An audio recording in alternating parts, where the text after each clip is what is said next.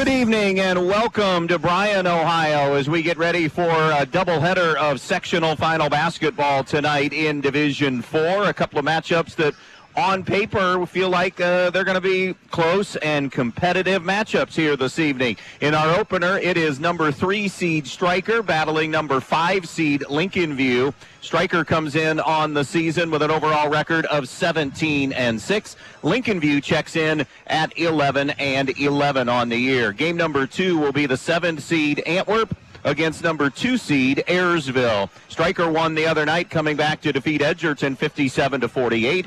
Antwerp knocked off Eden 39-32 in a closely contested game. And then Ayersville manhandled Hicksville 43-24 to get here. Joining me here on the pregame show, which is brought to you by Oberlin and Turnbull Funeral Homes and Crematory, is, of course, Suzanne Hollabaugh. And Coach H, good matchup here tonight as we start our coverage tonight. And I want to begin with the known for us, a team that we've seen a number of times, and that is Stryker. Very resilient win by that group the other night against Edgerton. And Edgerton played extremely well in getting a lead. Stryker just wouldn't go away. They already had one injury they were dealing with, endured another one as the game wore on, but just found their way through that opening game. Yeah, and, again, Edgerton, you're right. You said it very well. Edgerton played extremely well, gave a tremendous effort. Stryker just wasn't going to be beaten. I mean, they just had made up their minds that, and again, when we talked to Coach afterwards, she said the same thing. And part of that has to be the senior leadership that they have on the floor between Sage and Wickerham and I think, Meyer. That leadership really is important, and I think that was the difference the other night when they played against Edgerton. No Caitlin Myers to go along with no Emma Falk. Emma didn't play the other night because of a concussion. Caitlin, it's feared. It's a major-ish, and there's nothing official that we want to pass along, but it's major enough that she's done for sure tonight and for the foreseeable future. And it's just one of those tough situations for a kid and both kids that have given so much to the program. Now the unknown for us. Yep. Unknown only in the fact we just don't see Lincoln View on a regular basis. We hear things. Made their run to the district final last year for the first time in like a quarter of a century in girls basketball. Came back this year, went 11-11 against a fairly rugged schedule that they play down there, not just in Northwest Conference play, which is really good already when you talk Jefferson and Crestview, just to name a couple of teams, but their non-conference schedule. Very guard-oriented, we understand, but aren't blessed. They do have a little bit of size in Lozier, but Lozier could also be an X factor with that size because right now Stryker doesn't have much size. Yeah, I would say one of the, when you look at the record 11-11, of course, when tournament starts, you throw those records out. However, when you look at that record, it is just different basketball down there. That much we do know just because, again, you've covered it forever. I played down in that area a little bit many, many moons ago, but it's just a different style. It's just, so the 11-11 record probably is a little bit not deceiving. Exactly. So, anything can happen when you get in tournaments. But, yes, if they can get, if they get Stryker in some foul trouble, it could be an issue because, again, we know Stryker's not very deep.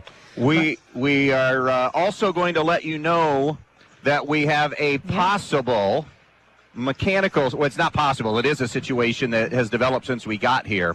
Just to give you the nuts and bolts, if you're familiar with any gymnasium, side baskets.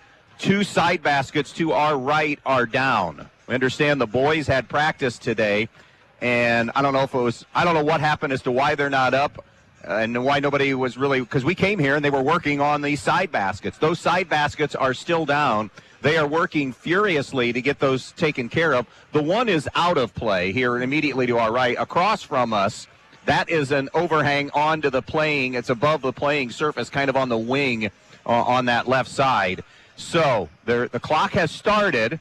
They've gone from electrically, I think, looking at something. I saw a few go up with a ladder. They're up top. I mean, they are working feverishly to try to get this rectified. We're only planting this seed to see if we tip off at a time that we're supposed to tip off. We shall see if indeed that happens. But we'll let you know we're going on as a pregame as if we are tipping at its normal time. So we will take a break and come back with more here from Bryan on B-Rock Sports. When it comes to protecting what you love, you want an insurance agent that cares more about your world, more about what you need. And that's exactly what you'll get with me, Molly Culler, your local Allstate agent. An agent who doesn't just know what it's like to live in Bryan, but one who wants to protect life here as much as you do. Give me a call for your free quote today. Allstate, you're in good hands. Allstate and affiliates offer products and services subject to availability, terms, and conditions.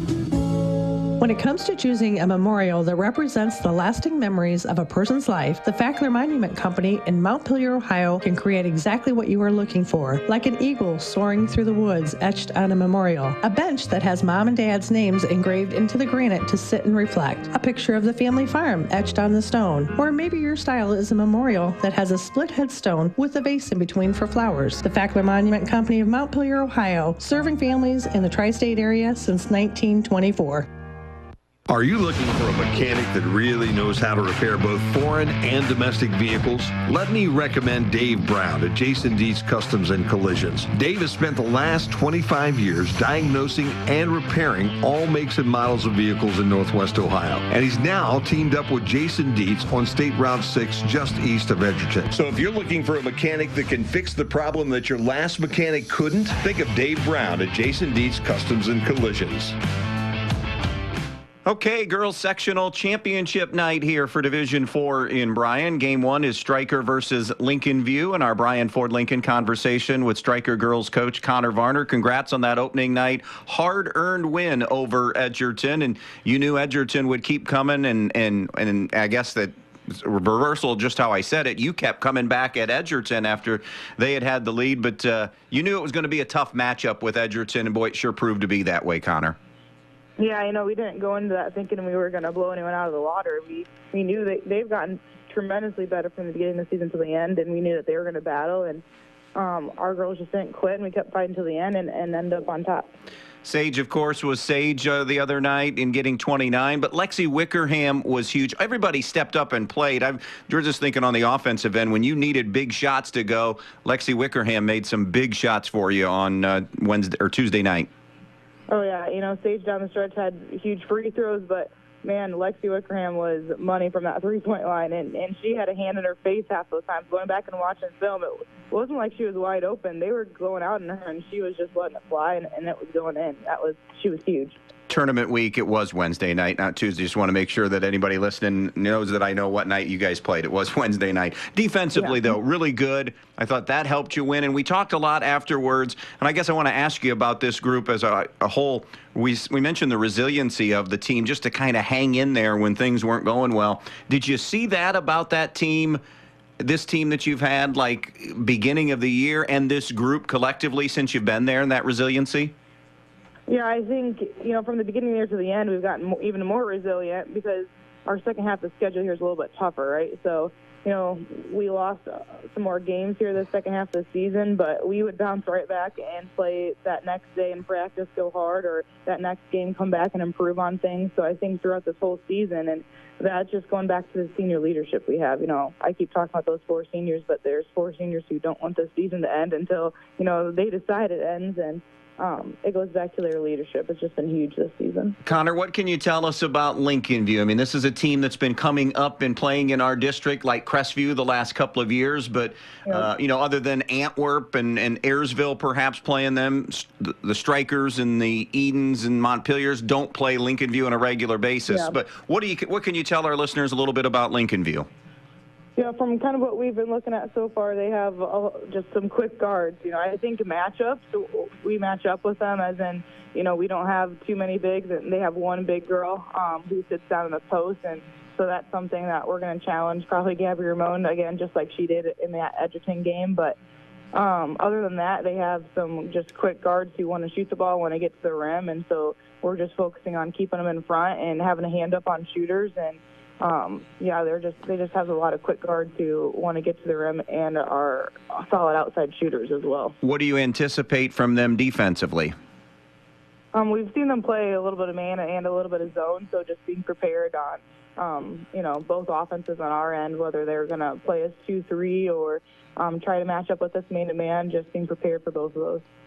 Do they play many kids? How deep is their bench? I think they don't have a lot of girls just kind of like we are on the bench, and so, that's kind of in our favor with our matchups. But yeah, those girls play hard, too, from what we've been seeing. And if they're subbing in, they're playing just as hard as that starting five. And, maybe they don't have a huge bench, but they definitely play hard when they are going in. Sectional final, you mentioned in our postgame the other night, it'd been a while since strikers cut nets down. I know you guys would love nothing more than that.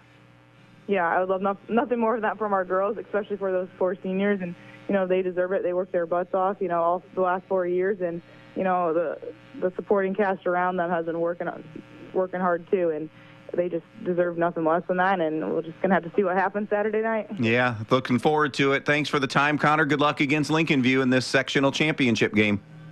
Thanks, Andy. Tournament time brings out the best in all of us, responding to pressure, answering the challenge, and rising to our highest levels. That's also what a good education can do, and that's why you need Northwest State Community College. Whether you're looking for job skills training with industry credentials, a 2-year degree, or even a transfer pathway to a 4-year school, we can help. We also have lots of scholarship opportunities available. The clock is ticking. It's time to make your move. Visit northweststate.edu or call 419-267-1320 today.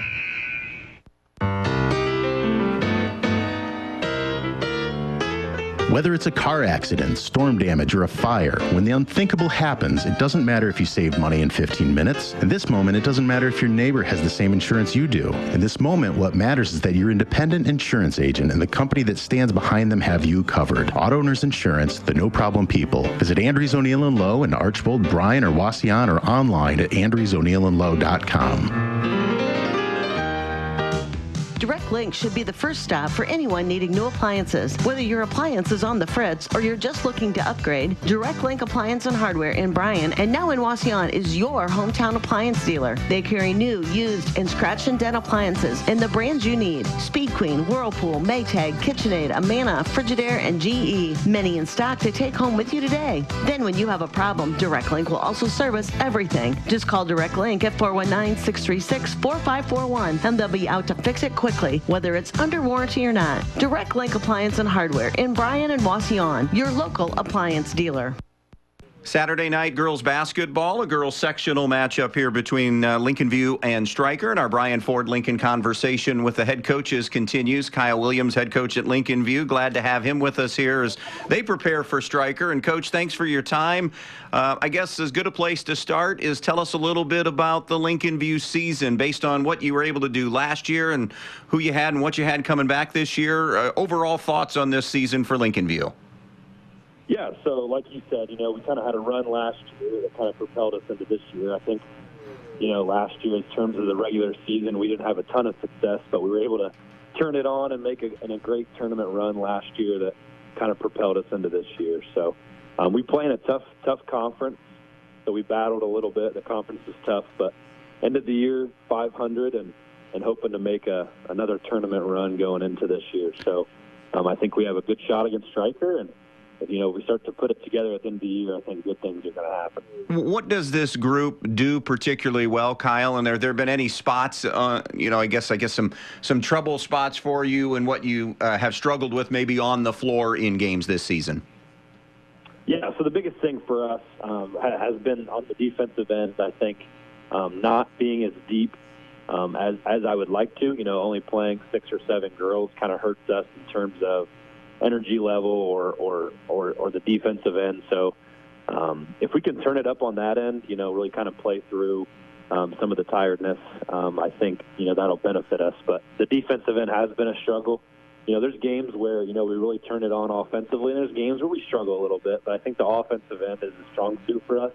I think we have some girls that can shoot it, some girls that can attack, get great paint touches, and can distribute as well. So if we can consistently guard and value our defensive possessions, I think we have a great chance.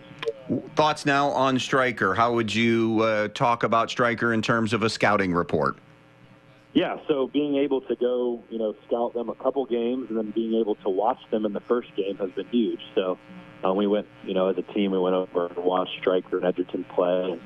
She's a great player. I think they're down a couple girls actually, but Sage, she's a tremendous player, tremendous teammate. She can drive, she can shoot. So if we can hone in on her and do some things on her that, you know, create some havoc for them, some uncomfortableness, I think we'll have some success. So. Looking forward to this matchup. It looks like a couple of, for the most part, evenly matched teams, and that always sets yourself up for a pretty good sectional championship game. Yeah, and I always tell the girls, it doesn't matter who you play in tournament. It's going to be a battle. Teams are going to play hard. We're going to play hard. They're going to do different things, try to find ways to win. So you got to be there night in and night out, you know, in tournament games, as we've seen that, you know, with some of the games that have happened so far, you know, in tournament. You know, you see some of the scores, and you're like, wow, you know, you weren't expecting that team to win or this team to win. But you got to be ready to play. So I think we're going to be ready to play. Kyle, thanks for the time here on our pregame. Best of luck in this matchup with Stryker. Thank you so much. Appreciate the time to talk to you.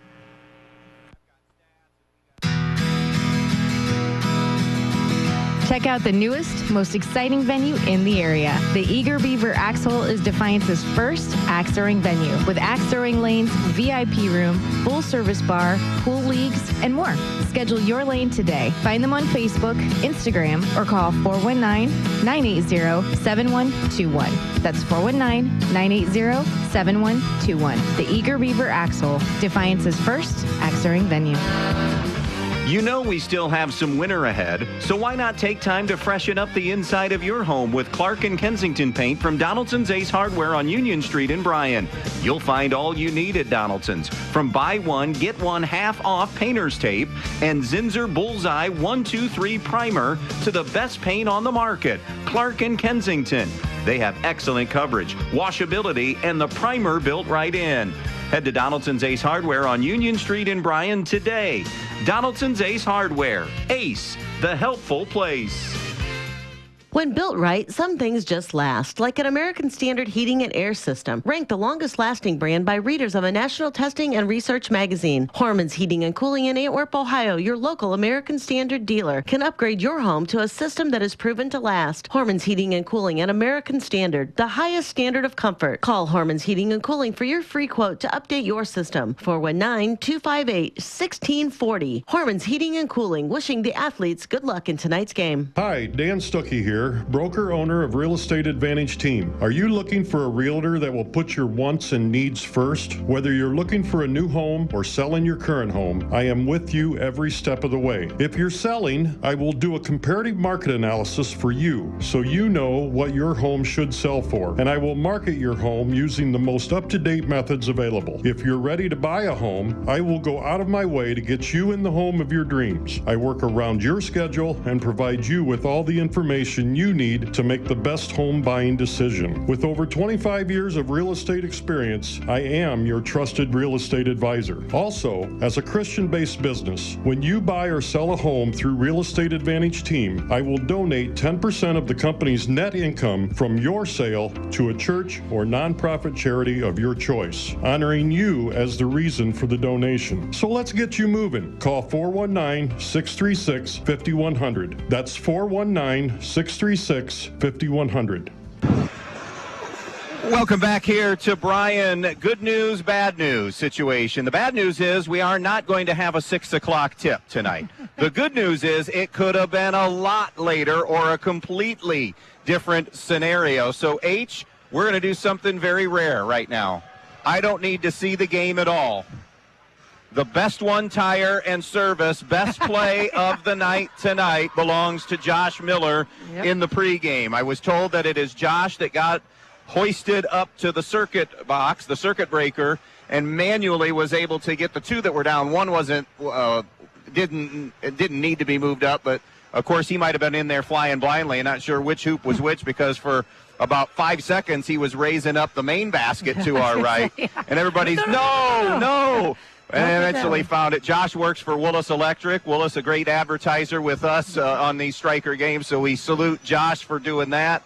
And everybody that worked on it did a great job in a moment of potential crisis and certainly disarray and chaos here. Yeah, could have been. So we are going to get started. It'll just be a little bit past 6. It's not going to be too bad after 6 o'clock tonight. Want to talk a little bit more about this matchup here and dive into some of the numbers on the season. We look at this Lincoln View team. Michaela Jackman leads them in scoring at 12 a game. Emerson Walker scores 11 a game. Kiera Breeze off the bench at 6 a game. Carson Lozier, 6 a game. Addison Stevens at 6 a game. Ashlyn Price scores 3 points per game on the year. Lozier is solid in the post, rebounding as well. 8 boards per game. Price will get 5 a game, and Stevens about 4.5 boards per game on the year. Jackman is a terrific lead guard, we are told. Very quick, good ball handler. Walker aggressive on offense. Breeze shoots the 3 pretty well off the bench, and we understand they have the capability to being okay on the defensive end. They are stronger offensively than they are defensively, is a way to put it. Meanwhile, for Stryker, a team that scores 42 a game, gives up 35 a game. Sage Willis averages 18 a game to lead them. They don't have Emma Falk at 6.5 a game as she's coming back from that concussion. Lexi Wickerham has been terrific for them here of late, especially in that second half against Edgerton the other night. Wickerham averages 8 a game. And then you go down to Abby Oberlin at 3 a game. Taylor Rethmel, Caitlin Myers, a couple of those kids scoring about 2 points per game. And, of course, Stryker does not have Caitlin Myers, as she is also out with injury as well tonight. So those are just some of the numbers on these two teams. We want to take a short break, and when we come back, we'll get Coach H's thoughts on this one. Stryker and Lincoln View in just a moment.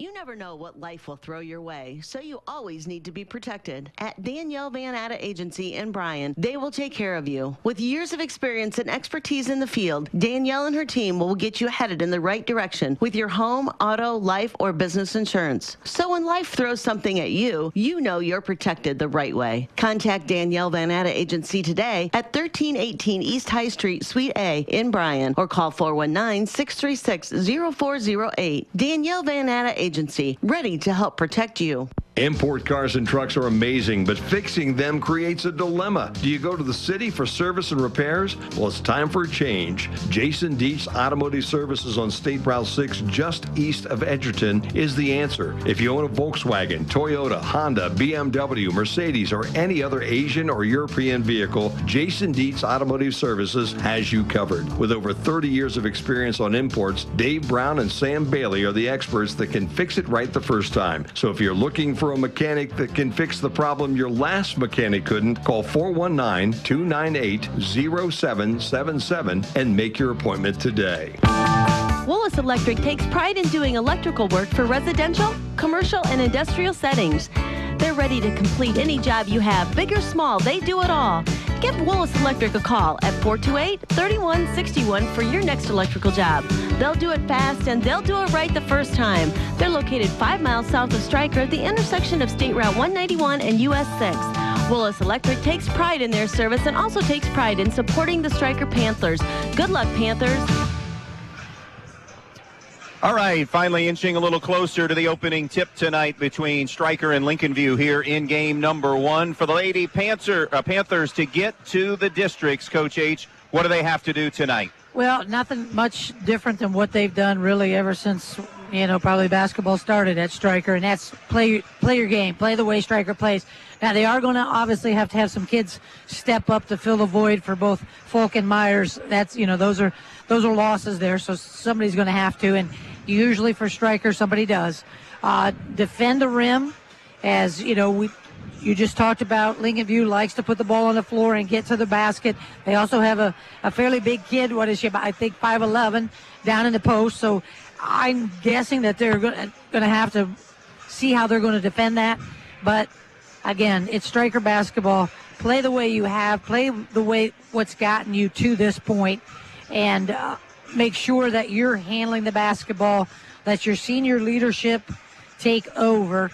And then obviously have your kids that, fill in those holes. And make free throws. They're based on matchups tonight, we are seeing a little bit different lineup. Actually, a pair of starters. I even told you wrong, and I even told Connor, I said, she's like, you want me to text you this, or you'll remember it? I got it. I'm not that old.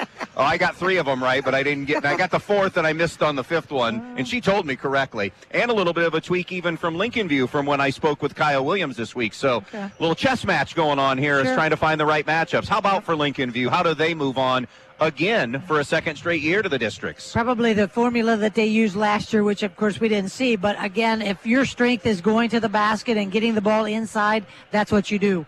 You test Stryker early on by getting the ball into the post to Lozier and see how they're going to defend her, and then you can obviously make your adjustments as the game wears on. They too are going to have to handle the defensive pressure of Stryker, and as you mentioned, maybe defense isn't exactly what Lincoln View is known for.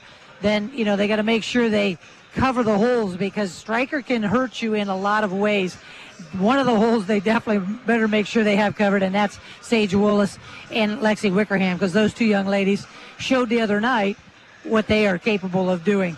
As always, got to rebound the basketball and obviously hit free throws. Let's go ahead and meet the starting lineups for this one here tonight. First for the Stryker Lady Panthers, coached by Connor Varner, 36-30, now in her 3rd year at Stryker as the head coach. Sage Willis, a 5'3 senior, gets the start tonight, of course, along with Laura Leip, a 5'7 junior. Gabby Ramon, a 5'5 senior. Lexi Wickerham, a 5'6 senior. And Allie Rufer, a 5'7" freshman. For the Lincoln View Lady Lancers, coached by Kyle Williams. He's in his 4th year as head coach there. Previously a JV boys coach at Fort Jennings. Ashlyn Price, a 5'8 sophomore. Michaela Jackman, a 5'5 senior. Kiera Breeze, a 5'4 freshman. Emerson Walker, a 5'6 sophomore. And Carson Lozier, a 5'11" senior. Those are your lineups presented by Fackler Monument Company in downtown Montpelier. The Tri-State Vision Center officials working the game tonight. They are Craig Dravis, Zach Grosjean, and Max Smeltzer. For all of your eye care needs, remember the Tri-State Vision Center of Northwest Ohio. Winner of this game will play the winner of the late game tonight, Thursday night, in Defiance in a district semifinal. And of course, our second game tonight is Antwerp versus Ayersville. You look back to what Stryker did the other night, 29 for Sage Willis in that comeback win over Edgerton. Lexi Wickerham scored 18. Abby Oberlin 4. Gabby Ramon and Caitlin Myers each had 3. They were 14 of 43 from the field, 8 of 24 from the three-point line. And they, Coach H talked about their free throws, 18 of 24 from the foul line in that win the other night. So that's going to do it for our pregame show presented by Oberlin and Turnbull Funeral Homes of Northwest Ohio. We're going to take our final pregame break. We'll have tournament basketball a few minutes late here tonight from Brian on V-Rock Sports. Camco Industries, with facilities located in West Unity, Ohio and Morenci, Michigan, has openings on all 3 shifts for production and assembly operators. We manufacture interior plastic products for the automotive industry. As an operator, you will be required to visually inspect, trim, assemble, and pack parts, as well as label containers. You must be able to pass an entry-level test and a substance abuse test. Camco also has openings for shipping associates, material handlers, and production leads.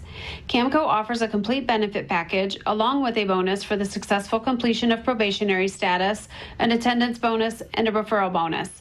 If you would like to join our team, please complete an application online at www.kumi-na.com or in person at Camco, 1001 East Jackson Street, West Unity, Ohio, Monday through Friday from 8 a.m. to 4:30 p.m. All rehires will be considered for employment. When it comes to choosing a memorial that represents the lasting memories of a person's life, the Fackler Monument Company in Montpelier, Ohio can create exactly what you are looking for, like an eagle soaring through the woods etched on a memorial, a bench that has mom and dad's names engraved into the granite to sit and reflect, a picture of the family farm etched on the stone, or maybe your style is a memorial that has a split headstone with a vase in between for flowers. The Fackler Monument Company of Montpelier, Ohio, serving families in the tri-state area since 1924.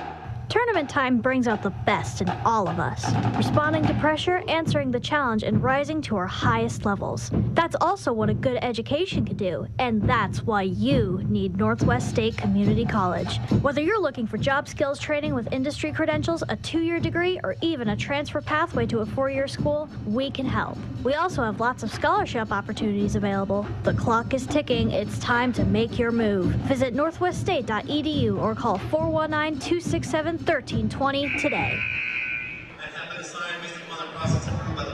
All right, let's take a look at what has transpired today around the area in tournament basketball for girls sectional play. Holgate eliminated in Division 4 by number 1 seed Toledo Christian handily, 59-14. I can't think of a team that had a swing one way or the other. Remember, they won the other night 66-10, and now they get eliminated 59-14. TC will play Gibsonburg next, a 46-31 winner over Maumee Valley Country Day.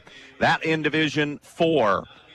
In Division 3 from earlier today, Fairview and Ottawa Glandorf are headed for another collision course for the third time in 4 years at the district round. Fairview pulled away from Tenora 65-44. OG blasted Spencerville 54-22. Everything else in D3 and 4 played tonight. In Division 2, Bryan has a sectional championship as they found their way to a second win over Elida this year. This one much closer than the first go-round, 41-37.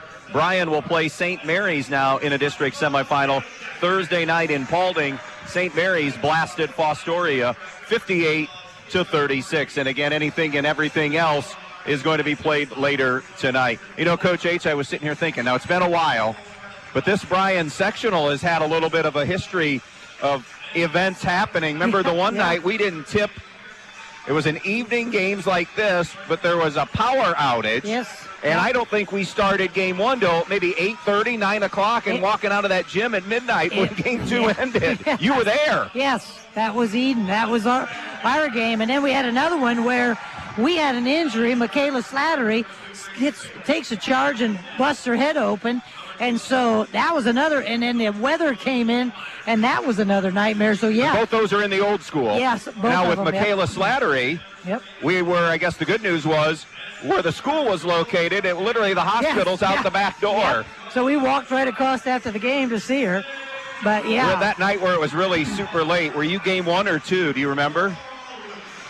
I want to say we were 2. I thought so, too. I think we were the late one. So there's a little bit of it. Now, nowhere near this tonight. If you're just joining us, what we're talking about, we're 10 minutes beyond tip of what we were supposed to have.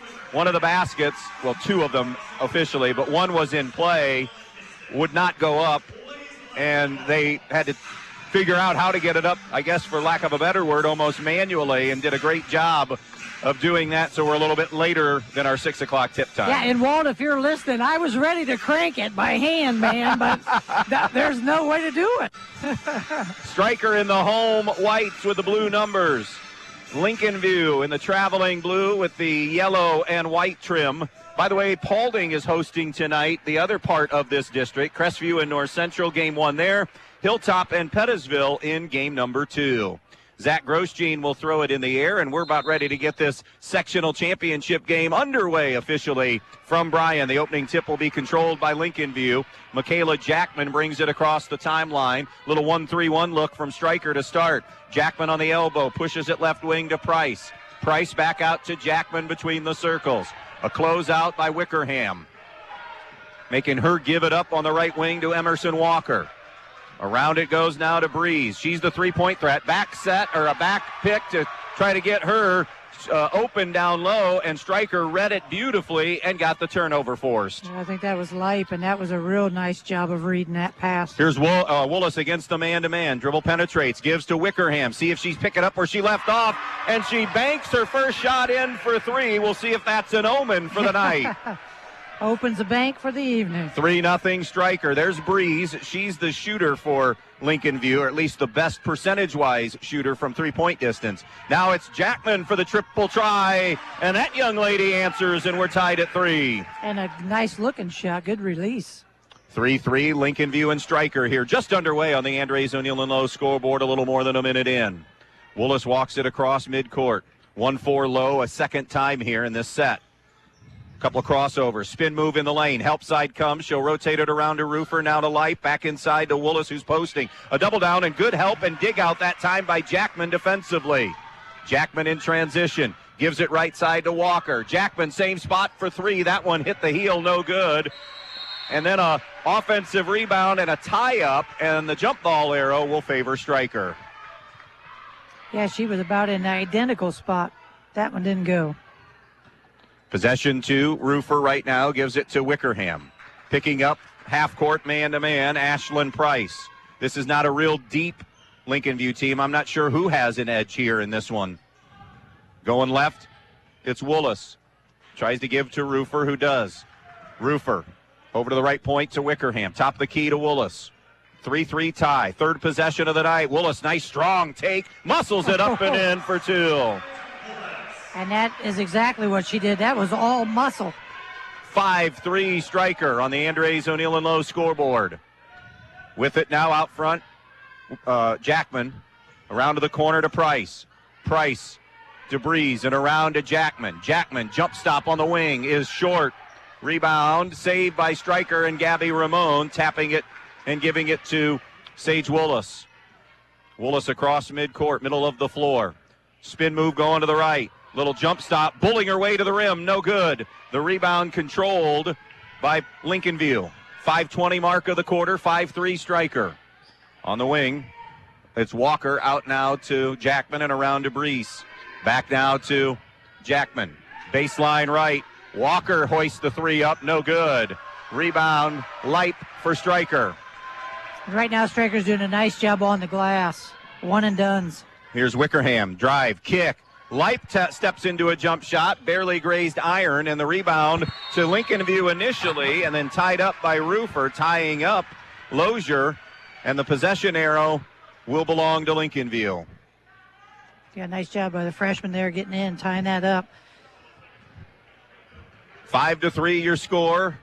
A little more than 3 minutes in, the feeling out process here of this sectional title matchup. Here's Walker. Baseline right now to Price. Short corner entry. Lozier gets her first touch. Double down on her. She brought the ball down, and a jump ball is forced by Gabby Ramon. You know, the one thing that we learned on Gabby Ramon, you could say last night, but really all season, undersized doesn't matter in the post. She plays you hard. Yeah, she plays bigger than what her frame is, that's for sure. And I was going to mention in pregame, I think she's the X factor. Here now is Willis through traffic, a reach and a foul on Jackman. It'll be her first. In fact, the first foul period of this sectional championship game. Stryker coming in at 17-6. They went 5-2 in the BBC. Lincoln View, a 500 team at 11-11, middle of the pack in the Northwest Conference. Here's Willis between the circles, picks her dribble up, had it knocked away by Breeze, and then a reach and a foul is going to go on. I think they got Breeze, and it'll be her first for Lincoln View, team second. Got to say, this is a tighter called game than what we had the other night in the first half. Allie Roofer, far side, can't find anybody. Now looks over the top for Wickerham. Off the deflection, she has it.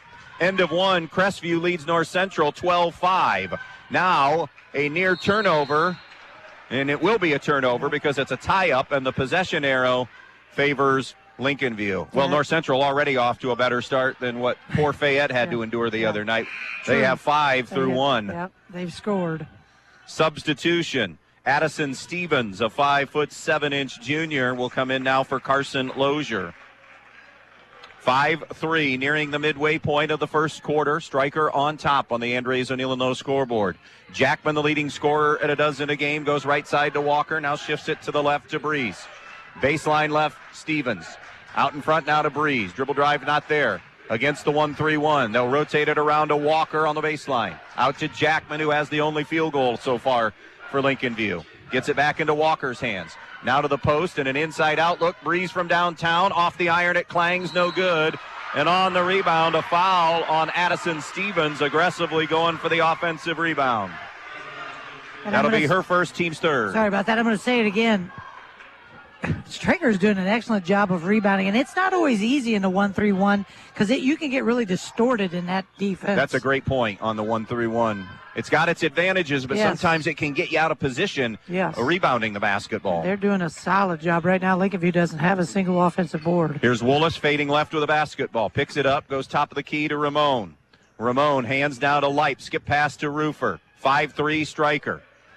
Stryker, a 2-for-4 start from the field. Now down to Ramon. Back out to Roofer. Eyes, flies. The three is off target, no good.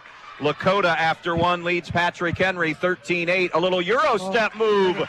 Nice, strong, smooth finish by Walker in the lane. A lot smoother than that guy's play-by-play call there of it. But trust me, it looked good, and we're tied at 5. Oh, that did look good.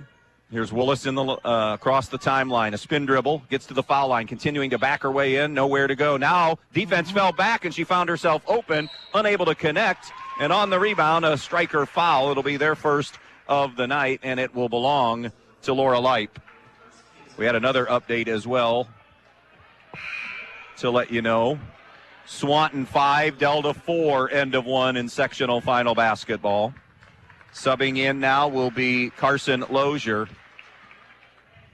Back in, the starting post player for Lincoln View. In search of the lead here. Walker far side. Into the corner now to Breeze. Back out to Walker. Into the post to Lozier. Good catch in traffic. Soft hands, good footwork, and good finish as Lincoln View snares the lead. And I think that's what they need to do is test the waters with her more. 7-5 Lancers. Stryker basketball, 2:20 to go in the quarter. And an official's timeout. Took her right out of her shoe. And she'll get that back on. It was Kiara Breeze for Lincoln View. It'll be a far side inbounds for Stryker.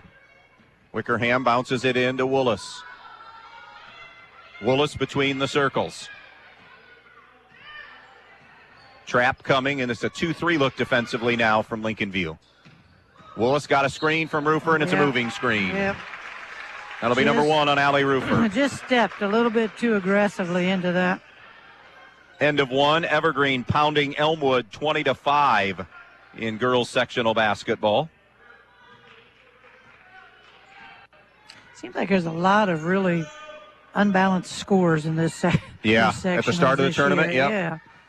Here's Stevens, lost her footing, tied up by Roofer, and Roofer getting them good, solid minutes off that bench. She absolutely. Normally off the bench, but now Right. starting tonight, forces another held ball. Really doing a nice job.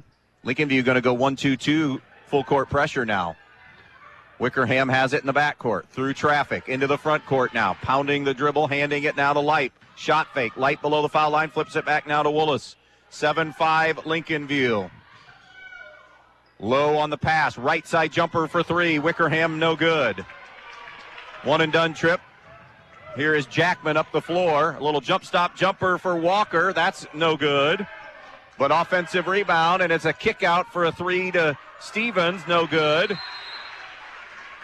And a rebound tie-up that will stay at this end and belong to Lincoln View. Ashlyn Price comes back, 5'8" sophomore.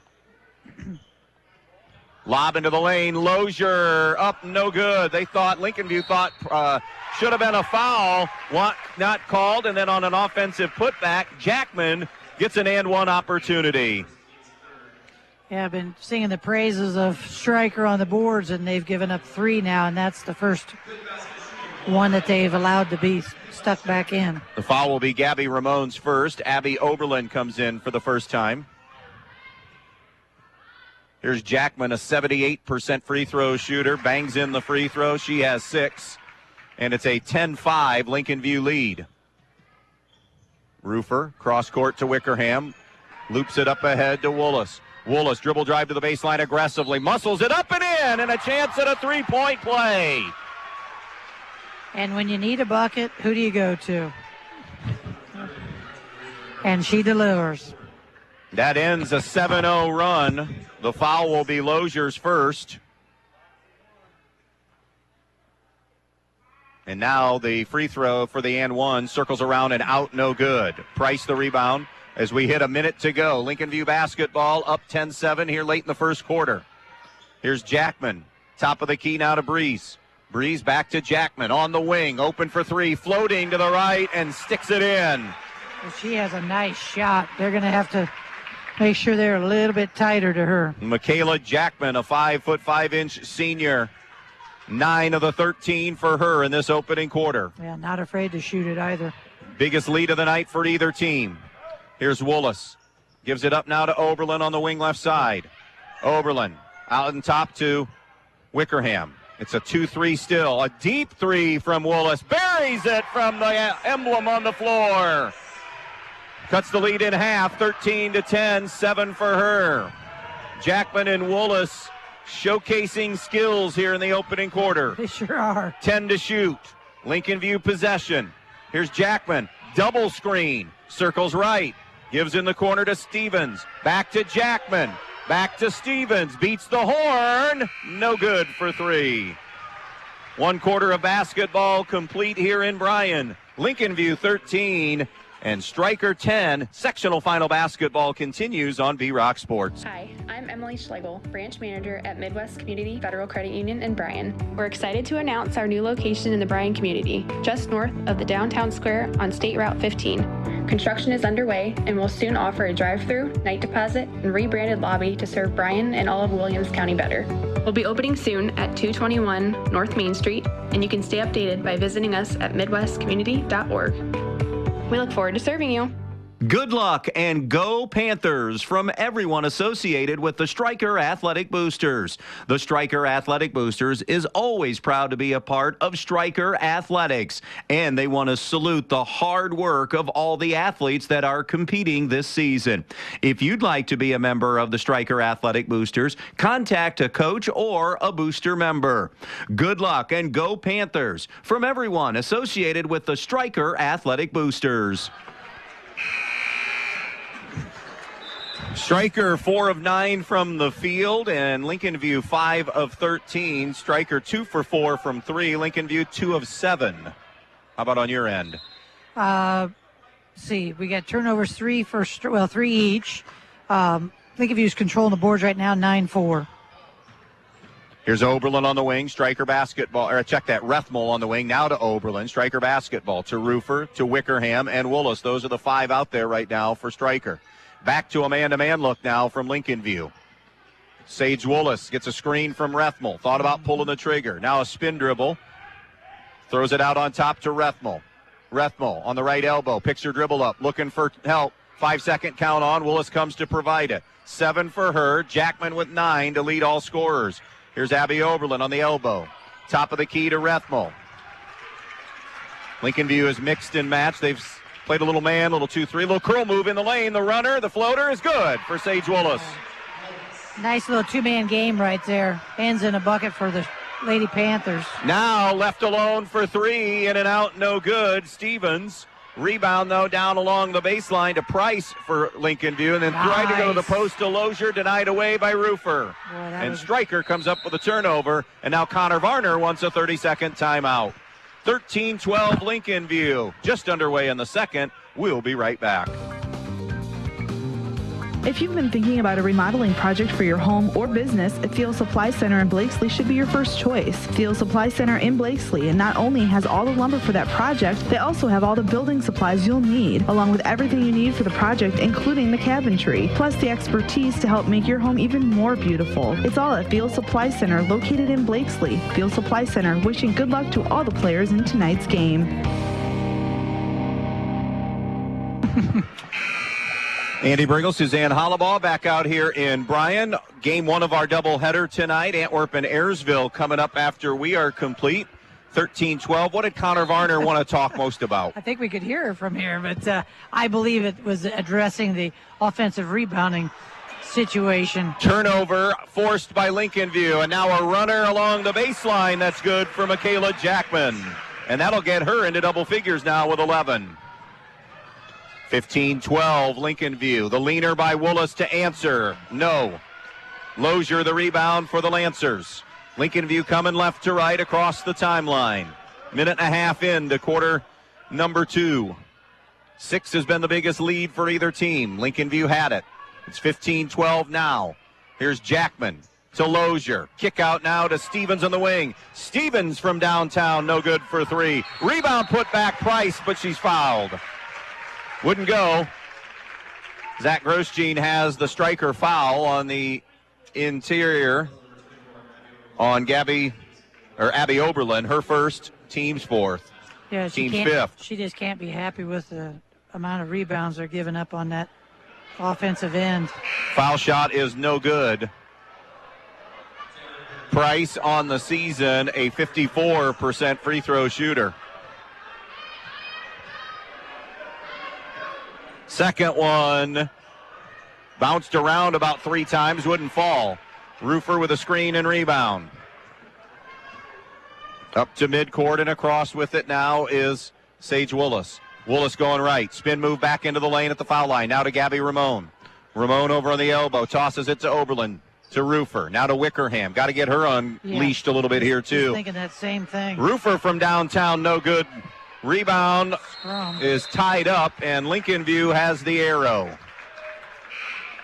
Yeah, I was thinking the same thing. They've got to get Lexi some looks here, get her some shots. She banked in the 3, and that's been her only basket of the night thus far. And only shot. I've had 2 shots on the evening. 15-12. Lincoln View, the lead and the basketball. Here's Breeze with a runner, and they're going to wave it off the shot because she traveled with it. Yep, they don't often call it, but that definitely was. I'm not sure what he's complaining about. That was an extra step. Inbounds to Rethmel. They'll peel back a little pressure now, Lincoln View will. It's just man pressure, and Stryker will clear it as Wickerham brings it across the timeline. She's at the foul line with it now. Throws it right wing to Ramon. Ramon finds Oberlin. 15-12. Lincoln View with the lead. Basketball to Stryker. Tossing right. Here's Ramon. Gives it up now to Rethmel. Rethmel at the free throw line. Pivot. Fires it back to the right side and now eventually into Willis's hands. Good screen. And a push from behind. If it's Breeze, it'll be her second. And that will be the case. 5 team fouls now on Lincoln View. 4 on Stryker. Stryker the 3 seed. Lincoln View the 5. Lincoln View got the bye. The matchups, of course, selected, or the seeding picked by the Martin RPI, and then the coaches still pick matchups. You're seeing a lot of the higher seeds this year on the girls' side, especially play games. Not wanting to sit. Here is Willis to the rim, and a finish for Sage Willis, and a Lincoln View timeout. It's a full 11 for Willis. It's 15-14. Lincoln View clings to the lead. We'll be right back. Looking for something different for your next event? The Eager Beaver Axe Hole is perfect for birthdays, corporate parties, and other special occasions. Axe Throwing Lanes, full-service bar, keno, pool tables, and more. Reserve your lanes today or ask about their exclusive VIP room. Find them on Facebook, Instagram, or call 419-980-7121. The Eager Beaver Axe Hole, just off State Route 24 in Defiance. Defiance's first axe throwing venue. When you're inside this winter, you want to not only be warm, but also have great indoor air quality. Well, Stark's Plumbing and Heating Services features it all with Lennox and iWave. iWave safely treats the air throughout your home, plus kills mold, bacteria, and viruses. It also reduces odors from pets and cooking, reduces allergens, smoke, static electricity, and dust in the air. And best of all, no maintenance, no bulb, no other parts to replace. Check out Stark's at starksphs.com or phone toll-free 1-800-329-4040. Each team's respective star has come to play tonight, and each team's respective head coach is doing a lot of soul searching right now to come up with defensive answers, Coach H. Agreed. Both girls are on their game.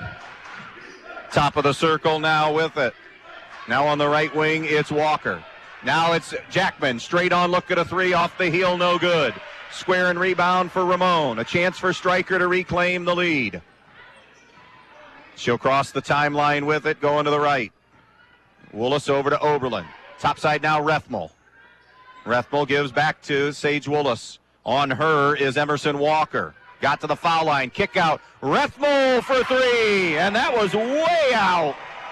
And the lead swings back to Stryker. 17-15. Lady Panthers had 8 threes in the win over Edgerton the other night. That was their third of the evening. Crestview leads North Central at the half, 27-11. And now a pivot, and Price loses the basketball. Stryker digs out the loose ball and are going to try to expand on the lead a little more than midway through this second quarter. Here's Abby Oberlin. Takes the jumper, and it's off glass, no good. Circled around after it hit glass, but just wouldn't fall. 2 to tie, 3 for the lead back for Lincoln View. Jackman gets a high ball screen. Nearly lost the dribble. Gives to Walker. Walker at the free throw line. Now on the wing to Addison Stevens. To the post to Lozier. Turn around inside. And not much that you can do there, but do exactly what Gabby Ramon did. Lozier just made the shot. Exactly. And again, as I said, I think they should be testing that more often, but that's only the second or third time they've gone to her. 17 apiece, coming down on the 3-minute mark left in this first half. Here's Wickerham, baseline far side. Snaps a pass off top the key to Oberlin. Now on the wing to Rethmel. Here's Woolis, eyes, flies, 3, no good.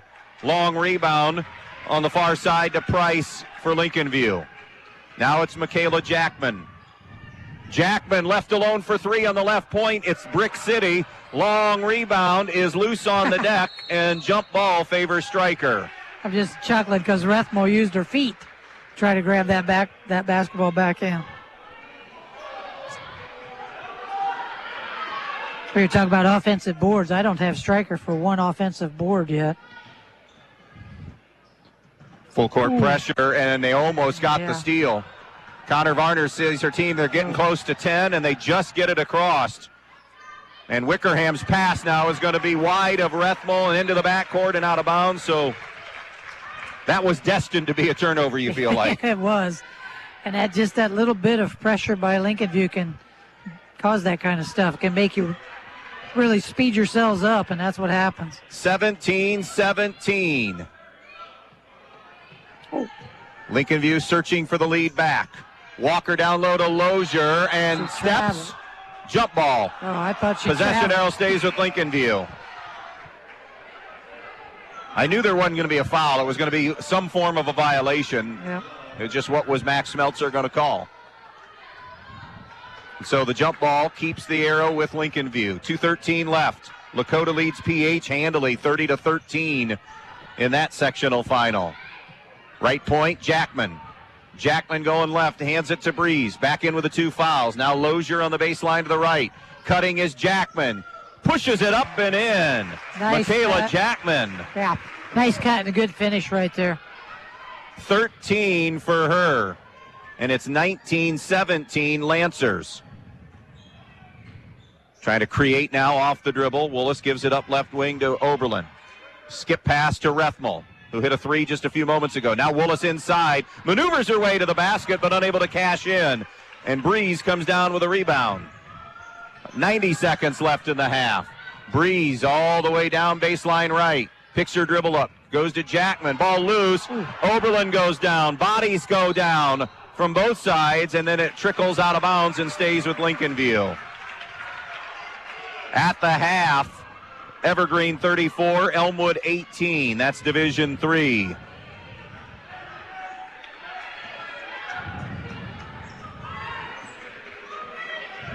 Possession to Lincoln View. Top side now with it is Price. And an offensive foul on a clear out on Lozier. And that's her second. Joining Breeze with 2. Kyle Williams is pleading his case. Zach Grosjean having none of it. Nope, he is not. Explained what he saw, and that's that.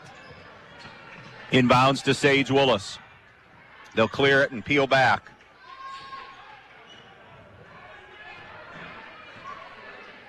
Between the circles, Willis, a reach and a foul. And a little number 1 on Emerson Walker. Anybody that has to guard Sage, that is a tough defensive assignment. She is constantly moving and constantly trying to get herself to the basket. Stops it with exactly 60 seconds. And a 1-and-1 for Sage Willis. 11 for her in this opening half of play. Delta has taken a 17-12 lead on Swanton to the half. That's in Division 3. That free throw good by Willis, so earning the bonus here. A chance to lock this thing back up into a deadlock. And does. 2 for 3 at the foul line tonight. Gives her 13. And those free throws are going to be important all the way throughout the game. I know people always talk about free throws in the tournament at the end of the game. It's all the way through. By the way, Stryker, if you're just tuning in, they started 1-3-1. Their man now. Breeze's three is no good. Good screen and go get of a rebound by Rethmel that time. Will Stryker attempt to hold for one? There's plenty of time left in the half at 35 seconds. We'll see what the thinking is here. I have to think that the reason why they changed defense was giving up too many offensive rebounds. Between the circles, handling it is Sage Willis. Coming out on her is Walker. Count is on, now it's off. 18 to shoot. 1-4 low here for Sage Willis. There's going to be opportunities. At the free throw line, given up. Wickerham from downtown, no good. Long on the three. Rebound though to Willis. Looks inside. Here's Oberlin. Pump fake shot. No. Rebound now. Stevens throws it full length of the floor. Make that Walker, and it's no good. Good first half of sectional final basketball here on a Saturday night. Stryker 19, Lincoln View 19. The main stops of Northwest Ohio halftime show gets underway next. Willis Electric takes pride in doing electrical work for residential, commercial, and industrial settings. They're ready to complete any job you have, big or small, they do it all. Give Willis Electric a call at 428-3161 for your next electrical job. They'll do it fast and they'll do it right the first time. They're located 5 miles south of Stryker at the intersection of State Route 191 and US 6. Willis Electric takes pride in their service and also takes pride in supporting the Stryker Panthers. Good luck, Panthers. Camco Industries, with facilities located in West Unity, Ohio and Morenci, Michigan, has openings on all 3 shifts for production and assembly operators. We manufacture interior plastic products for the automotive industry. As an operator, you will be required to visually inspect, trim, assemble, and pack parts as well as label containers. You must be able to pass an entry-level test and a substance abuse test. Camco also has openings for shipping associates, material handlers, and production leads. Camco offers a complete benefit package along with a bonus for the successful completion of probationary status, an attendance bonus, and a referral bonus. If you would like to join our team, please complete an application online at www.kumi-na.com or in person at Camco, 1001 East Jackson Street, West Unity, Ohio, Monday through Friday from 8 a.m. to 4:30 p.m. All rehires will be considered for employment. Have you always dreamed of starting your own business? Are you looking for ways to fund your child's education or save for retirement? Maybe you'd like to buy that dream home. Well, the State Bank can help you meet your financial goals, whatever they may be. With State Bank, you'll get all the products and services you expect from your bank with the personal attention of a locally operated community bank. Find a location near you today. State Bank, member FDIC, an equal housing lender. Hi, Dan Stuckey here, broker owner of Real Estate Advantage Team. Are you thinking of buying a home, but you're hesitant because of the rising interest rates? Well, don't be. Historically, rates are still very low. While not at their lowest, rates are nowhere near where they were back in the 1980s and 1990s. Home prices are stabilizing, and there are more homes coming on the market. So don't wait until interest rates climb to 9 or 10% or even higher to make your move. Call me today, and I will help guide you through the entire process. From finding financing to handing you the keys to your new home at closing, I am with you every step of the way. With over 25 years of real estate experience, I am your trusted real estate advisor. And as a Christian-based business, when you buy your home through Real Estate Advantage Team, I will donate 10% of the company's net income from your sale to a church or nonprofit charity of your choice, honoring you as the reason for the donation. So let's get you moving. Call 419-636-5100. That's 419-636-5100.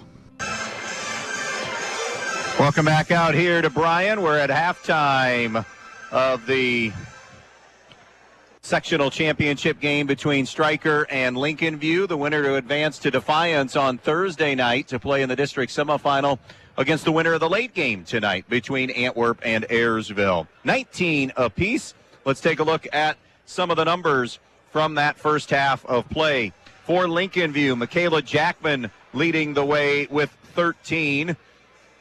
Carson Lozier with 4, Emerson Walker with 2. On the striker side, Sage Willis with 13, Taylor Rethmel with 3, Lexi Wickerham with 3 for their total of 19. Shooting the basketball, striker 6 of 18 from the field, 3 of 9 from three-point distance. Lincoln View is 8 of 21 from the field and just 2 of 13 shooting the 3. At the foul line, striker 2 of 3. Lincoln View is 1 of 3. Yeah, and to finish that out, I have Lincoln View with 7 turnovers on the evening. Now they're doing a nice job on the boards. I have them with 5 offensive, 12 defensive for a total of 17. On the flip side, I have the Striker Lady Panthers with just 5 turnovers, but only 1 offensive board, 8 defensive boards for a total of 9. Well, what have you seen from the first half?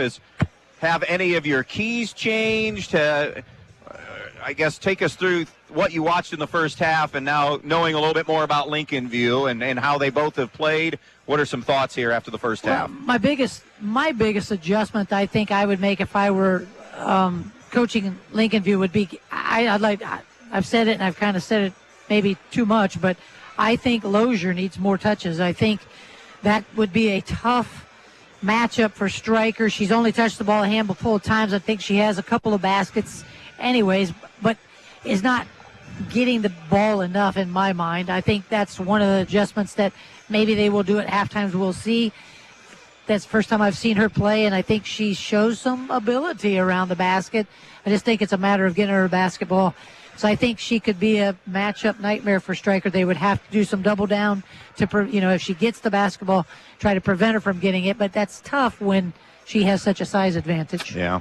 Anything from Connor Varner? By the way, Toledo Central Catholic pounding Napoleon after one, 37-13. What about Connor's side of things? Well, I think she made the right move coming out of that 1-3-1. I praised it early on because they were doing such a nice job rebounding. Then all of a sudden the bottom fell out. And so she did a nice adjustment there as Connor's known to do and came into that man-to-man. And I look forward to stick with that. They're not in any foul trouble. So, that's something they can continue to play. Offensively, obviously you'd like to see Wickerham get going. I don't think she had that strong of a first half, if memory serves me, against Edgerton, no. And then came on fire in the second half. So I guess if I'm Connor, I'm thinking, okay, that's fine. We can go with that same, that same script. But as far as major changes, I don't see really anything too major. Lincoln View Striker tied at 19. Our main stops of Northwest Ohio. Halftime report continues in just a moment. Tournament time brings out the best in all of us. Responding to pressure, answering the challenge, and rising to our highest levels. That's also what a good education can do, and that's why you need Northwest State Community College. Whether you're looking for job skills training with industry credentials, a 2-year degree, or even a transfer pathway to a 4-year school, we can help. We also have lots of scholarship opportunities available. The clock is ticking. It's time to make your move. Visit northweststate.edu or call 419-267-1320 today. Hi, I'm Molly Culler, your local Allstate agent. I live and work here just like you. And with all kinds of local insurance advice, I am someone you can count on to help you protect all that's good in your life. I make it easy to save on the quality protection you need. I will even help do the switching and paperwork for you. So stop by my office today for a quote. We are located on West High Street in Bryan. That's 1111 West High Street in Bryan. Direct Link should be the first stop for anyone needing new appliances. Whether your appliance is on the fritz or you're just looking to upgrade, Direct Link Appliance and Hardware in Bryan and now in Wasion is your hometown appliance dealer. They carry new, used, and scratch and dent appliances in the brands you need. Speed Queen, Whirlpool, Maytag, KitchenAid, Amana, Frigidaire, and GE. Many in stock to take home with you today. Then when you have a problem, Direct Link will also service everything. Just call Direct Link at 419-636-4541 and they'll be out to fix it quickly, whether it's under warranty or not. Direct Link Appliance and Hardware in Bryan and Wasion, your local appliance dealer. 19-19. Let's set the stage for what's coming up beyond tonight. We dive into the boys. The only knowns we have are Tuesday and Wednesday as far as matchups are concerned. We don't even know if we'll be anywhere come Thursday night. We wait and see how the night plays out tonight with the girls' sectional finals. But we're back here in Bryan. Adam Gubernath will be joining me Tuesday night. It's a single game that night as Edgerton battles Pettisville. In a 6 o'clock start time. Winner of that would move on to play Antwerp then in a sectional final on Friday night. Doubleheader then on Wednesday night. It's Eden versus Toledo Christian in the 6 o'clock game. And then the late game will be Stryker against North Central in an all-BBC matchup. So that's what's coming up. 3 games are guaranteed. I don't know if you saw this. This was a pretty cool story. So Toledo Christian has 5 brothers that are in the high school program. And they all were on the floor at the same time the other night in a varsity game together. Ooh, that was really cool, wasn't it? That is really cool. So we obviously have some doubles. Yeah. I didn't see 2 sets of doubles, maybe. I didn't see pictures. I didn't know, and I didn't see. I just saw 5 brothers that were on that team. Wow. Yeah, and I need to do a little more research and get some more info when I talk to Tyler Boris, the head coach at TC, but that was just a really cool. That did give me goosebumps. That's pretty cool. And I don't know if it's a case where it was like late in the game and not all of them play equally, you know what I mean? Yep, maybe but a freshman that got to go in or 5. something. 5, wow. Yeah. Halftime tonight has been brought to you by the Main Stops of Northwest Ohio, always open when you need them, the Main Stops of Northwest Ohio. First of all, that a family of 5, and to have them, I mean, you had them boom, boom, boom, boom, unless there obviously maybe some twins in there, but wow. Pretty cool. So you mentioned fouls. Stryker doesn't really have anybody in any difficulty. Breeze and Lozier have 2 for Lincoln View. Something to keep an eye on here, especially in the early stages. Rethmel earning her way into a starting job in the second half, along with Willis, Ramon, Oberlin starts, and Wickerham. Meanwhile, it is Lozier, Jackman, Price, Walker, and Breeze, who will start the second half for Lincoln View. Stryker basketball moving left to right here to begin half number 2. Willis picked up man-to-man by Emerson Walker. Baseline right, Rethmel. Now to the post to Wickerham, who sends the shot up, and it was blocked. Good defense that time by Lozier. She was straight up. Yep. And it'll be Lincoln View with their first offensive touch of the second half. Right wing to Breeze. Now out between the circles to Price. Price will shift it over to Walker. Back out to Price. Stryker has gone back to that man-to-man that they ended the half with. The runner off glass too strong by Walker. Rebounded by Wickerham for the Lady Panthers. Smart move down here by Stryker to go right at Lozier since she does have the 2. It just such a mismatch size-wise. Here's Willis. Picks her dribble up right side of the lane. Gives it up now to Rethmel. Shot fake in the lane. Little floater is no good by Taylor Rethmel. And the board to Walker and Lincoln View. She'll look up the floor now to Price. Turns on the low square, and that won't go. Did everything right on the low block. Used glass. Just would not slide in for her. Yeah, that's 2 really good looks by Lincoln View right off the bat. 19-19, a little more than a minute into this third quarter. Sectional championship game. Willis between the circles. Winner to get the winner of the late game tonight between Antwerp and Ayersville. Antwerp won that regular season game, upsetting Ayersville by 1 late in the season. Wickerham from downtown, no. Rebound to Jackman for Lincoln View. Another one-and-done trip. She almost took the pull-up 3. Now trailing, it's Price. A step below the foul line. Comes topside to Breeze. Breeze will drive and bank it in. That's her first basket of the night. Yeah, and a nice take right to the hoop. Nice and aggressive. And that gives Lincoln View a 21-19 advantage. Here's Sage Willis left side. Willis on the wing. Help from Lincoln View. She'll give it up to Wickerham. Top side now to Rethmel. Rethmel left of the lane. Leans in and scores. Taylor Rethmel. And 5 for her. She did earn that start because she's done some really nice things tonight. 21 apiece. Stryker and Lincoln View. Here's Jackman. Dribble drive to the foul line. Fades back, gives to Lozier. She'll step out and try the 3. No. The rebound is put back up and in, though, by Kiera Breeze. And 4 for her quickly in this third quarter. And again, something that I know they addressed at halftime, or I think they did, was that sealing them off. Don't give them 2 shots. 23-21 Lincoln View. Rethmel out in front now to Wickerham. On the right foul line, extended Oberlin, posting Ramon to a cutting Sage Wallace, who slides through the double team and lays it home. How many times have we seen her do that? 15 for her. Quickly the other way, Lincoln View in transition. Rethmel stop dribble penetration. 5-second counts on, and there it is. Gotta be. That was, I think, more than 5. Terrific team defense by the Lady Panthers. Yeah, and on the flip side, not a very good job there of Lincoln View of coming to your aid your dribbler. Yes, she picked it up and not where she should pick it up, but you've got to come and save her in that situation. Allie Rufer in. As she checks in now for Stryker. Got the start tonight. Here's Willis going left. Willis gives it up. Wickerham 3 on the wing. Got it! And that's the spot right there. But she hit hers against Edgerton in the second half. And Stryker retakes the lead, 26-23. Little pick and roll to Lozier. Kick out for a 3 to answer is a brick from Walker. Offensive rebound, though. Jackman looking for her first shot. That fadeaway won't go. Rebound out of bounds. Touch last by Wickerham of Stryker. And again, now you're giving them a third opportunity. And that just drives you crazy as a coach. So it'll be a baseline inbounds, almost at the intersection of the sideline. Jackman, after bringing it in, steps back and grabs it. Now has it to Breeze, to Jackman. Lozier, they throw it. Good catch by her. I'm about ready to say they overthrew her, but that 5'11" wingspan, able to control it and then finish. She did that in the first half, too. Had a real nice catch and then finish. Half dozen for her. Halfway through the third. 26-25 Stryker. Wickerham near side, and Oberlin was going to set a down screen. Yeah. Wickerham had already released the pass, and it's a turnover. Yeah, it happens.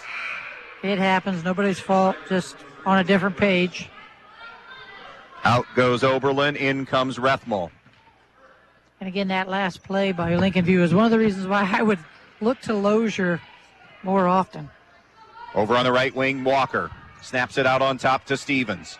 Stevens to Jackman now. Now to the post to Lozier. Backing her way in as she made the catch. No good. The follow, however, is good by Carson Lozier. She got away with a walk there, but good job by Carson sticking with the play. 27-26 Lincoln View. Here's Rufer, top of the key to Rethmel, dialing up a 3. Front rim, no good. Rebound to Breeze for Lincoln View. Racing ahead with a basketball. Hands it now to the right wing to Walker for 3. No. Rebound Lincoln View. And a reset. Foul line jumper from 17. Rattles around the iron, won't fall. Saved by Lincoln View. Breeze came up a little gimpy. Keep an eye on that. She's, I think, moving a little bit better as she goes. Wickerham to the rim and one! What'd we say about her? Second half. She's back at it. You hate to say it this way, but Lincoln View was dogging it a little bit defensively. Wickerham found that extra gear and now finds herself with a shot at a conventional three-point play. Agreed. And they're kind of got their hands on their hips, too. They're foul is on Stevens, her second. Wickerham to the foul line. Free throw is no good. Lozier the rebound. Under 3 to go in the third. 28-27 Stryker. Here's Price inside. Muscles it up, no good. Stryker and Rethmel come down with a rebound. Now it's Woolis. Little giddy up in the dribble. Spin move. Flips it up and count that one. She's fouled and going to the line. What? Again, how many times have we seen that? Especially her making it and going to the line for the old-fashioned 3. The foul will be Jackman's second. Sage Woolis to the free throw line, nearing her average. They're 70% at the foul line as a team. Woolis is 78.5 and buries that one. That'll give her 18 on the night, right at the average. And the lead is 4 for Stryker. 31-27 Lady Panthers. To the right side, Walker. Top of the key, Price. Price threw it behind Stevens and out of bounds, who was zigging instead of zagging. Yeah, and again, that's just one of those things that can happen. Sideline inbounds, and now with it is Woolis. Toledo Central Catholic 52, Napoleon 20. at the end of 3 in that D2 game. Rethmel from deep for 3. Put that one in the books. That young lady came to play tonight, too. Stryker with full momentum. 2:17 left in the third. Biggest lead for either team. 34-27. We'll be right back. In this moment, who has your back? Do you know the name of your insurance agent? Does your agent know your name? Or would you call a 1-800 number that connects you with who? Another state? Another country? Get a local independent insurance agent with Auto Owners Insurance. Somebody you can call when bad stuff happens. In this moment, get an agent who will protect you in that moment. Visit Andrews O'Neill & Lowe in Archbold, Bryan, or Wasion, or online at andrewsoneillandlowe.com. Good luck and go Panthers from everyone associated with the Stryker Athletic Boosters. The Stryker Athletic Boosters is always proud to be a part of Stryker Athletics, and they want to salute the hard work of all the athletes that are competing this season. If you'd like to be a member of the Stryker Athletic Boosters, contact a coach or a booster member. Good luck and go Panthers from everyone associated with the Stryker Athletic Boosters.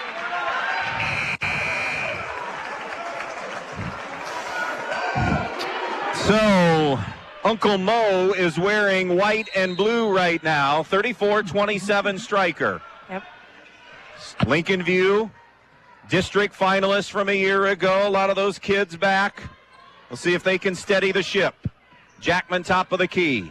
Jackman going left side. Quiet. They've done a great job on her in this second half, and now a reach and a foul is going to go on Rethmel. That's a good Taylor point. Rethmel's first. That's a good point because she has been quiet.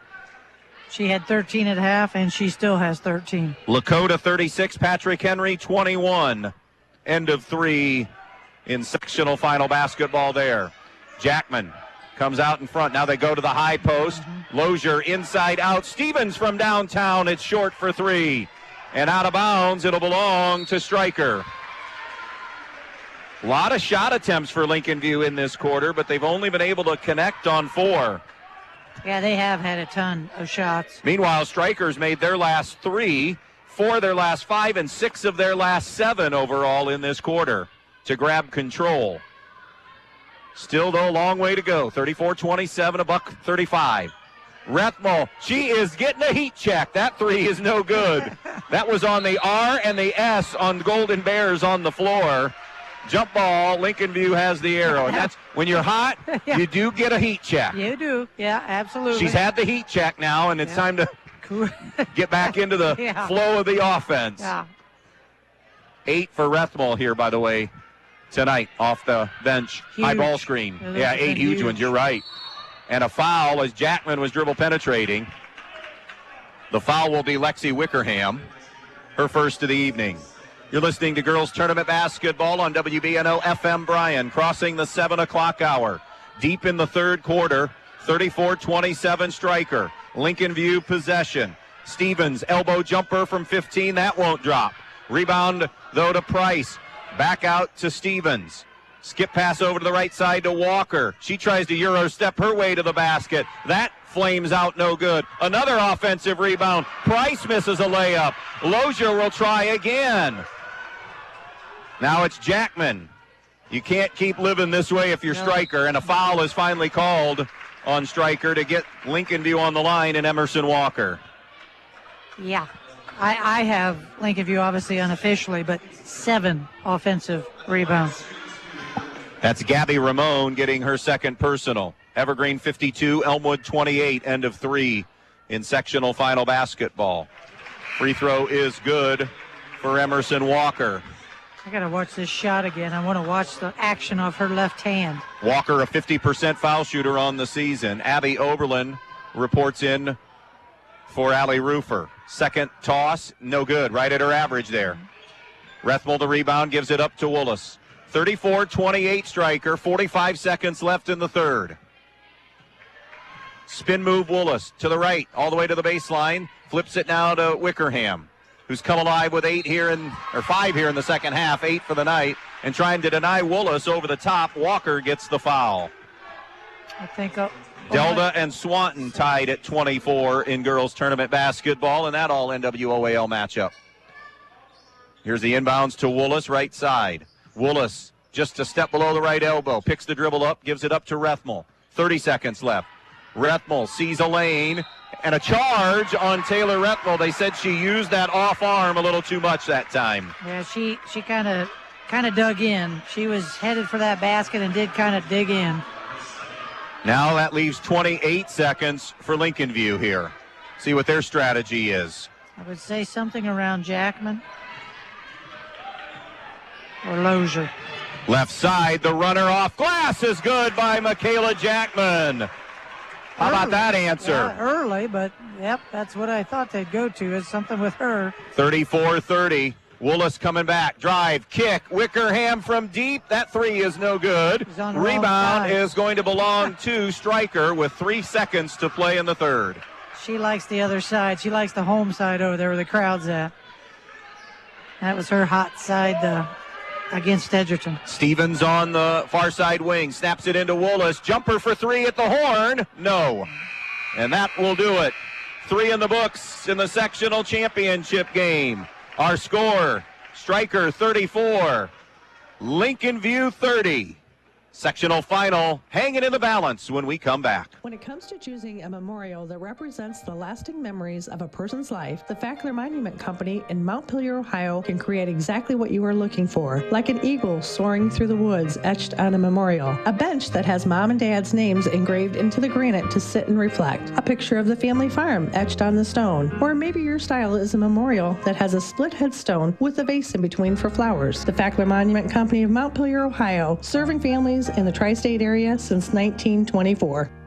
When built right, some things just last, like an American Standard Heating and Air System, ranked the longest lasting brand by readers of a national testing and research magazine. Horman's Heating and Cooling in Antwerp, Ohio, your local American Standard dealer, can upgrade your home to a system that is proven to last. Horman's Heating and Cooling and American Standard, the highest standard of comfort. Call Horman's Heating and Cooling for your free quote to update your system. 419-258-1640. Horman's Heating and Cooling, wishing the athletes good luck in tonight's game.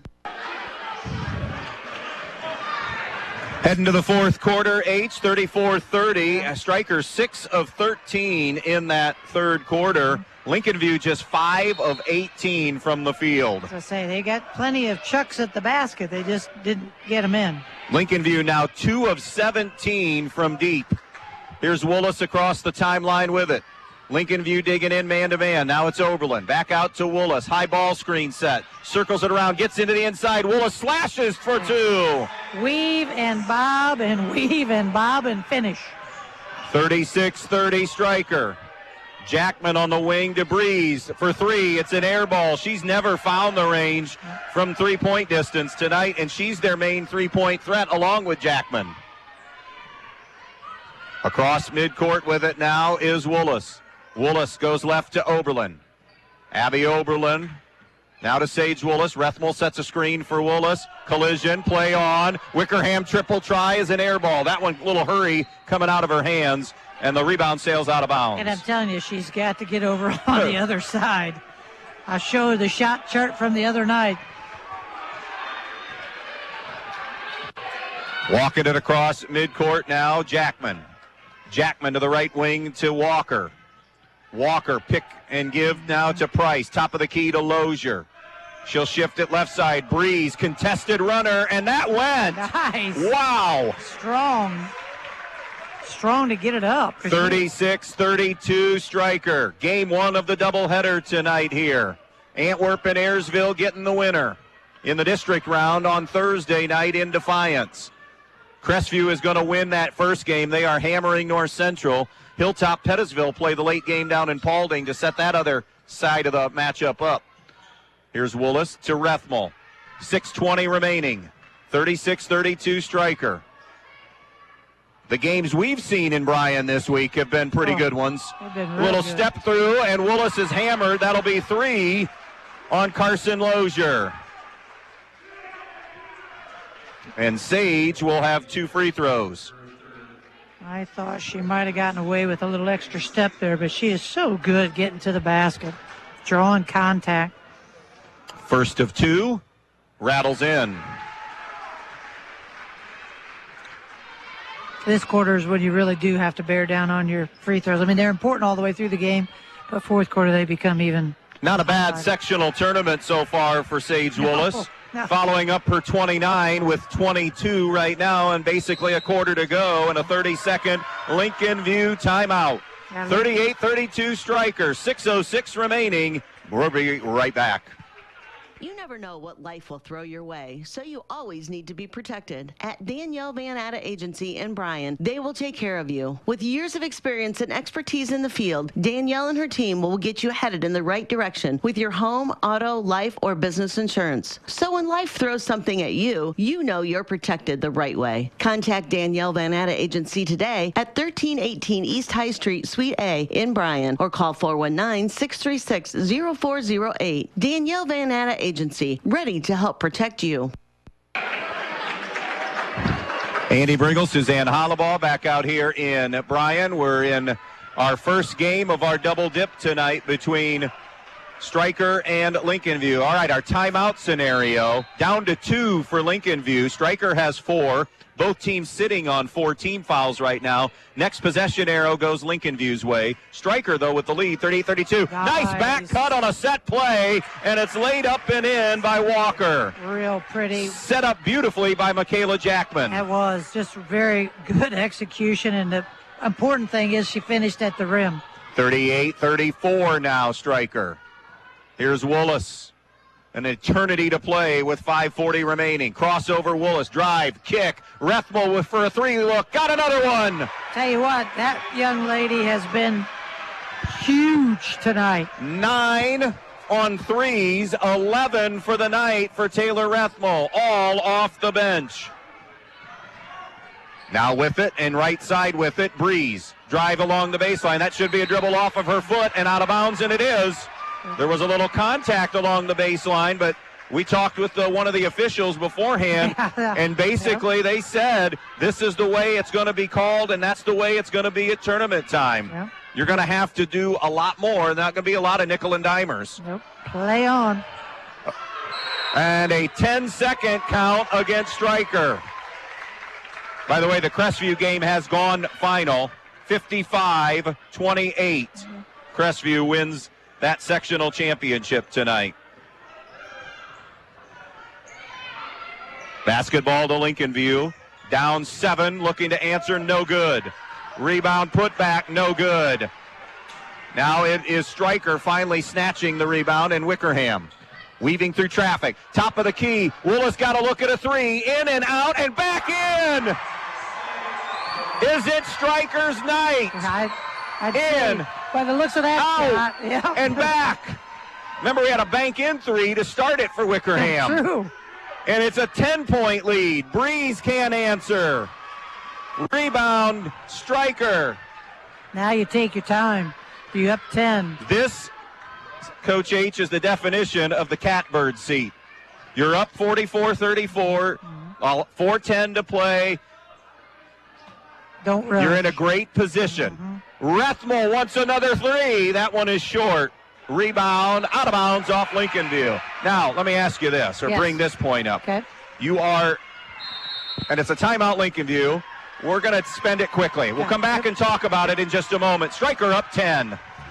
Get red hot buys now, only at Donaldson's Ace Hardware on Union Street in Bryan. Birds will flock to your yard when you pick up a bag of Wild and Strong habanero wild bird food, only $6, or Ace suet cakes for only 99 cents each.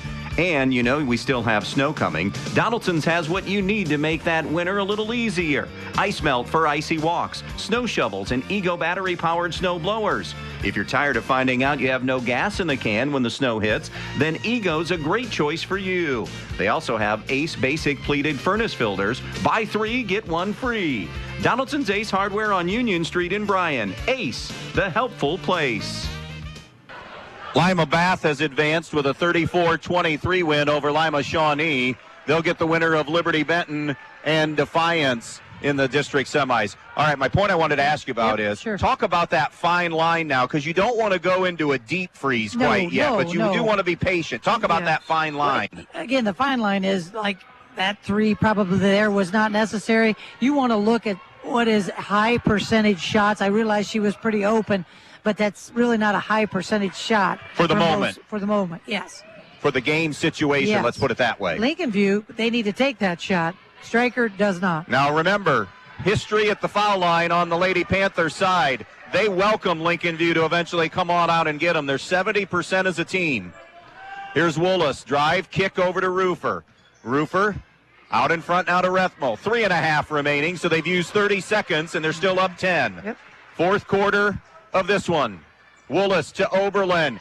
Hesitated on the three, then pulled the trigger, no good, and the rebound to Lozier. And now Lincoln View and Jackman on a push. Jackman at the foul line. Lozier straight on three. Off the front rim, no good. Rebound is loose, so is still loose on the deck. No jump ball. And now we get a foul on Woolis on the deck, which is no problem. It's just number 1 on Sage Woolis with 3:10 remaining. I'll say, have we ever done a game when she's been in foul trouble? She's just so smart. She just doesn't get herself in too many bad situations. Doesn't happen often, let's put it that way. No. Price into Jackman. She'll go right side. Walker is open. The three is an air ball, no good. They have been woeful from the three-point line all night. Yeah, they've struggled. And now the walk-up, and it's 44-34 with 2:55 to play. Woolis out near midcourt between the circles. Yeah, they're crossing over. They really need to give some fouls. They're in their delay right now. Willis takes it inside, goes glass, and scores. They have had no answer for guarding her. An early candidate for a dagger. 27 for Willis. 46-34. 2:25 left. Here's Price backing in, off glass, too strong. Rebound, Gabby Ramon. And Lincoln View has been strikered defensively tonight. Yeah. They have been fantastic on the defensive end all year, and they've ratcheted it up here. Once they got out of that 1-3-1, Coach H, when it started to kind of fall apart, a couple possessions here or there, they didn't do a good job on the backboard. But, boy, they have locked down and guarded the heck out of Lincoln View. Yes, they have. Here's Oberlin, right side to Rethmel. Jackman's the perfect example of the adjustments. 13 at half, 15 for the game. A three no good from Woolis, out of bounds, and it'll belong to Lincoln View. But a 1:49 left and a 12-point Stryker lead. Yeah, remember, Sage Woolis, Michaela Jackman, 13 apiece at halftime. Yep. Woolis with 27, Jackman with 15. Yeah, they have no answer for Sage defensively. Here's Jackman. High post now to Price. Price, Stryker's perfectly content for them to run some clock. A three is way off from Jackman, and the air ball sails out of bounds. And they're perfectly content letting them, at this point, shoot the three because they've struggled all night with it. They are 2 of 22 from three-point distance unofficially, just at a first blush glance. And like I said earlier, come get us. And they're not even at the foul line yet because there's 2 fouls to give. They have fouls. They need to be giving those fouls. And they tried to give one there and didn't get it called. Wickerham back to Woolis. 109, 108. Finally a foul called. And again, it'll be out of bounds. That's the third personal on Kiera Breeze. We're 67 seconds away from at least one Thursday night game. Knocked away by Breeze, but Woolis able to track it down. Woolis comes across midcourt. Double team, bounce pass now to Ramon. Tosses it over to Wickerham. 55 seconds left. Still another foul to give. Finally, it's given by Breeze, and that'll be her 4th. And it stops the clock at 52 seconds remaining. Yeah, they gave way too much time up. They should have been fouling. Just because you have to get them on the line because you've got to stop the clock and you've got to get the ball back. Inbounds pass to Taylor Rethmel. Rethmel across midcourt. Foul given by Jackman, her 3rd. And we go to the numbers now on Taylor Rethmel. Solid, 67%. It's a 1-and-1 here with 49 seconds remaining. Next to, obviously, Sage Willis's performance tonight. This young lady's been standout. In and out on the 1-and-1. Rebound coming back the other way now. Jackman, 40 seconds. They're down 12. They need shots. Even if they're bad ones right now, they need shots. Yeah. Price into the lane, threw it behind Lozier. Lozier ends up getting it back. Kick out to Breeze for three. Off the heel, no good. Story of the night for Lincolnville. Yep. It's a Lincolnview foul. It's number 4 on Carson Lozier. And we walk to the other end, and Gabby Ramon, who again, as of the second that we're saying this, has not scored, but boy, she has been a huge asset tonight again defensively in that post. Yep, plays much bigger than her size, that's for sure. Front end of the 1-and-1 is no good. Rebound Lozier. I think I jinxed them, though, at the foul line tonight. They've missed back-to-back front ends, but they're up 12 with 20 seconds. It's not going to matter tonight. Jumper no good at the foul line for Jackman. Save on the rebound. It's thrown away. The Stryker Lady Panthers are headed to the districts. Not to be denied, were they? The second half that buried Lincolnville. Final tonight, Stryker 46, Lincolnview 34, as Stryker locks down all night long, really, but particularly in that second half, and they have a sectional title to call their own. Sit tight, plenty to do, plenty to talk about. We're just in the midst of game 1 of our doubleheader tonight. Stryker wins the first one, and they're off to the districts. More to come on V-Rock Sports. Why do so many people travel to Jason East Automotive Services in Edgerton when they want their vehicles repaired? Because Dave Brown and Sam Bailey have over 60 years of experience fixing the problems that other mechanics couldn't. They work on all makes and models, and they specialize on imports. Recently, they have expanded their service area by almost 50%, and they've hired Eston Knurk to their staff. So if you have a vehicle, foreign or domestic, that you want fixed right the first time, take it to Jason East Automotive Services on the east side of Edgerton. Hi, I'm Emily Schlegel, branch manager at Midwest Community Federal Credit Union in Bryan. We're excited to announce our new location in the Bryan community, just north of the downtown square on State Route 15. Construction is underway and will soon offer a drive-through, night deposit, and rebranded lobby to serve Bryan and all of Williams County better. We'll be opening soon at 221 North Main Street, and you can stay updated by visiting us at midwestcommunity.org. We look forward to serving you. Your home is the one place where everything should be perfect, including your air. Stark's Plumbing and Heating Services helps you achieve the perfect air you deserve with reliable, groundbreaking, award-winning Lennox products. Call Stark's Plumbing and Heating Services and see how soon you can get a Lennox home comfort system that'll help improve your health and your mood. It doesn't get any more perfect than that. Call us today at 1-800-329-4040 or visit us at starksphs.com. If you've been thinking about a remodeling project for your home or business, Field Supply Center in Blakesley should be your first choice. Field Supply Center in Blakesley and not only has all the lumber for that project, they also have all the building supplies you'll need, along with everything you need for the project, including the cabinetry, plus the expertise to help make your home even more beautiful. It's all at Field Supply Center, located in Blakesley. Field Supply Center, wishing good luck to all the players in tonight's game.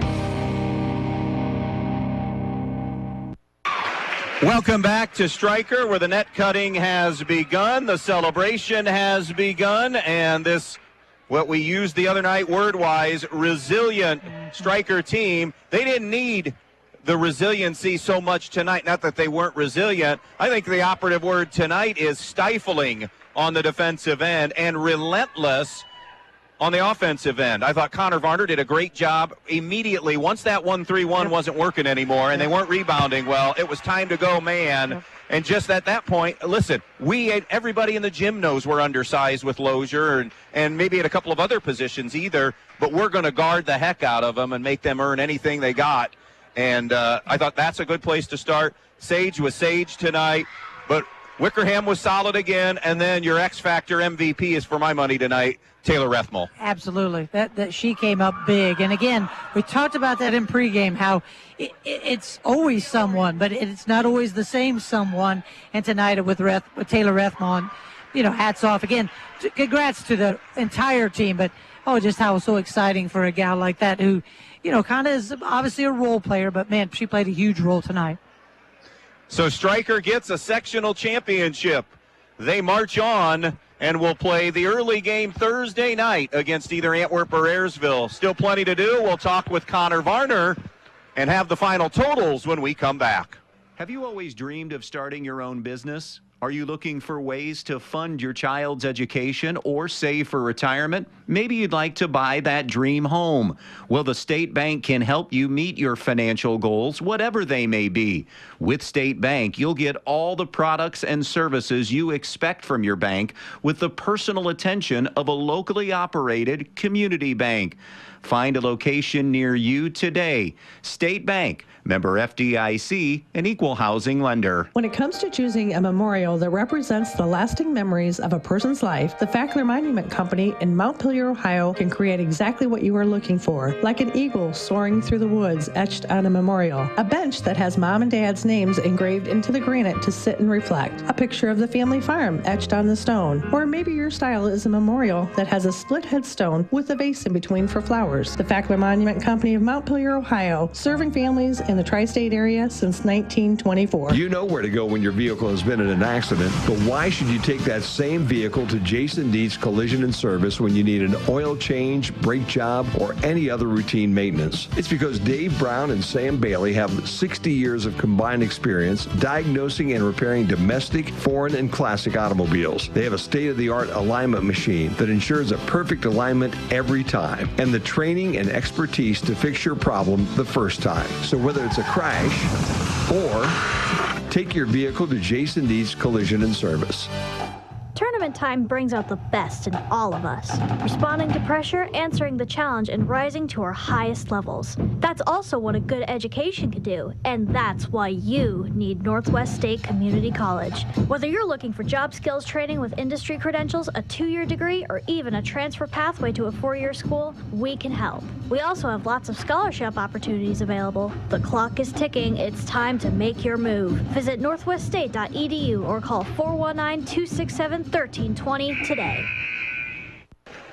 Welcome back out here to Bryan, where the net cutting is wrapping up right now. Stryker has won a sectional crown, 46-34. Let's go through the final numbers while we have a moment. Sage Willis, another game-high monster night of 27 to lead everybody in scoring. Taylor Rethmel, 11 off the bench, and Lexi Wickerham scored 8. So 3 kids scored tonight in this effort here for Stryker. On the other side, Michaela Jackman, their best player. Delta wins 40-31 over Swanton to get a sectional title. Michaela Jackman had 13 of those 15 at halftime, and then they really locked in on her in the second half. 6 for Kiera Breeze, 8 for Carson Lozier, 5 for Emerson Walker. Shooting the basketball tonight, Stryker 16 of 39, 7 of 22 from the three-point line. They were 10 of 21 in the second half shooting the basketball overall. Lincoln View was a woeful 15 of 51 from the field. They were 7 of 30 in the second half, Coach H, and they were 2 of 23 from the three-point line tonight. That's some outstanding defensive work by the Lady Panthers. It is, and again, we talk about it's a game of adjustments, and Stryker through the years has done that so well, and Connor is continuing that. Foul line tonight, Stryker, they didn't live up to my billing. Nope. They were 5 of 9 at the free throw line. Lincoln View only 2 of 5 shooting free throws tonight. Your numbers, Coach? Yeah, fortunately, Stryker didn't need those. For the Lincoln View Lady Lancers, and again, congratulations on your season and good luck to your seniors. To round them out, I had 10 turnovers. Now, they dominated the boards. They had 14 offensive boards, 22 defensive boards for a total of 36, but didn't do a lot with those offensive boards. Had they been able to get more converts, this game might have been a little bit different. On the flip side, for the Stryker, the victorious sectional champion Lady Panthers, I had them with just 8 turnovers on the evening, 1 offensive, 19 defensive for a total of 20 rebounds. So I want to backslide a little bit here and say that, and I want to correct myself, because I do think the more I thought about it in that commercial break, there definitely was resiliency involved. They're 2 players down. Yes.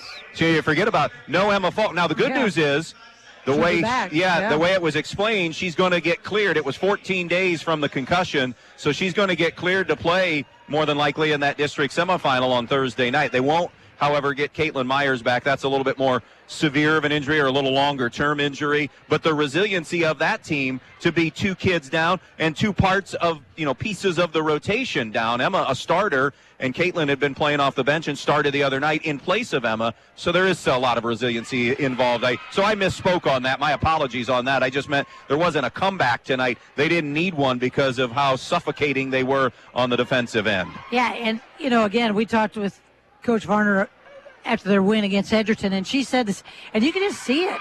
You can just see it in their face that they were just not going to be denied. And she talked about that, against Edgerton, that these kids, they had a goal, and they're just not going to be denied that goal. And they did that in the second half, as you said, that lockdown defense. And then on the flip side, League of You had no answer for Sage, just none.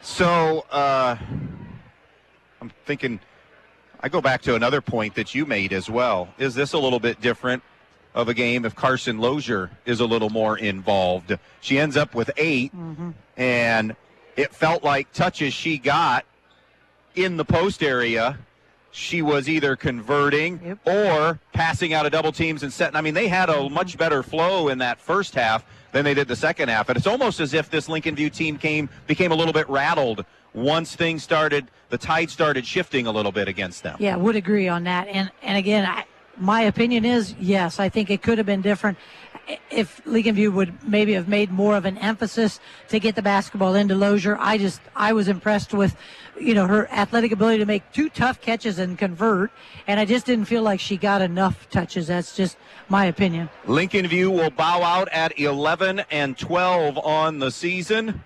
This on the heels of getting to a district for the first time in basically a quarter of a century last year, and it made an advancement to the district final and losing to Crestview.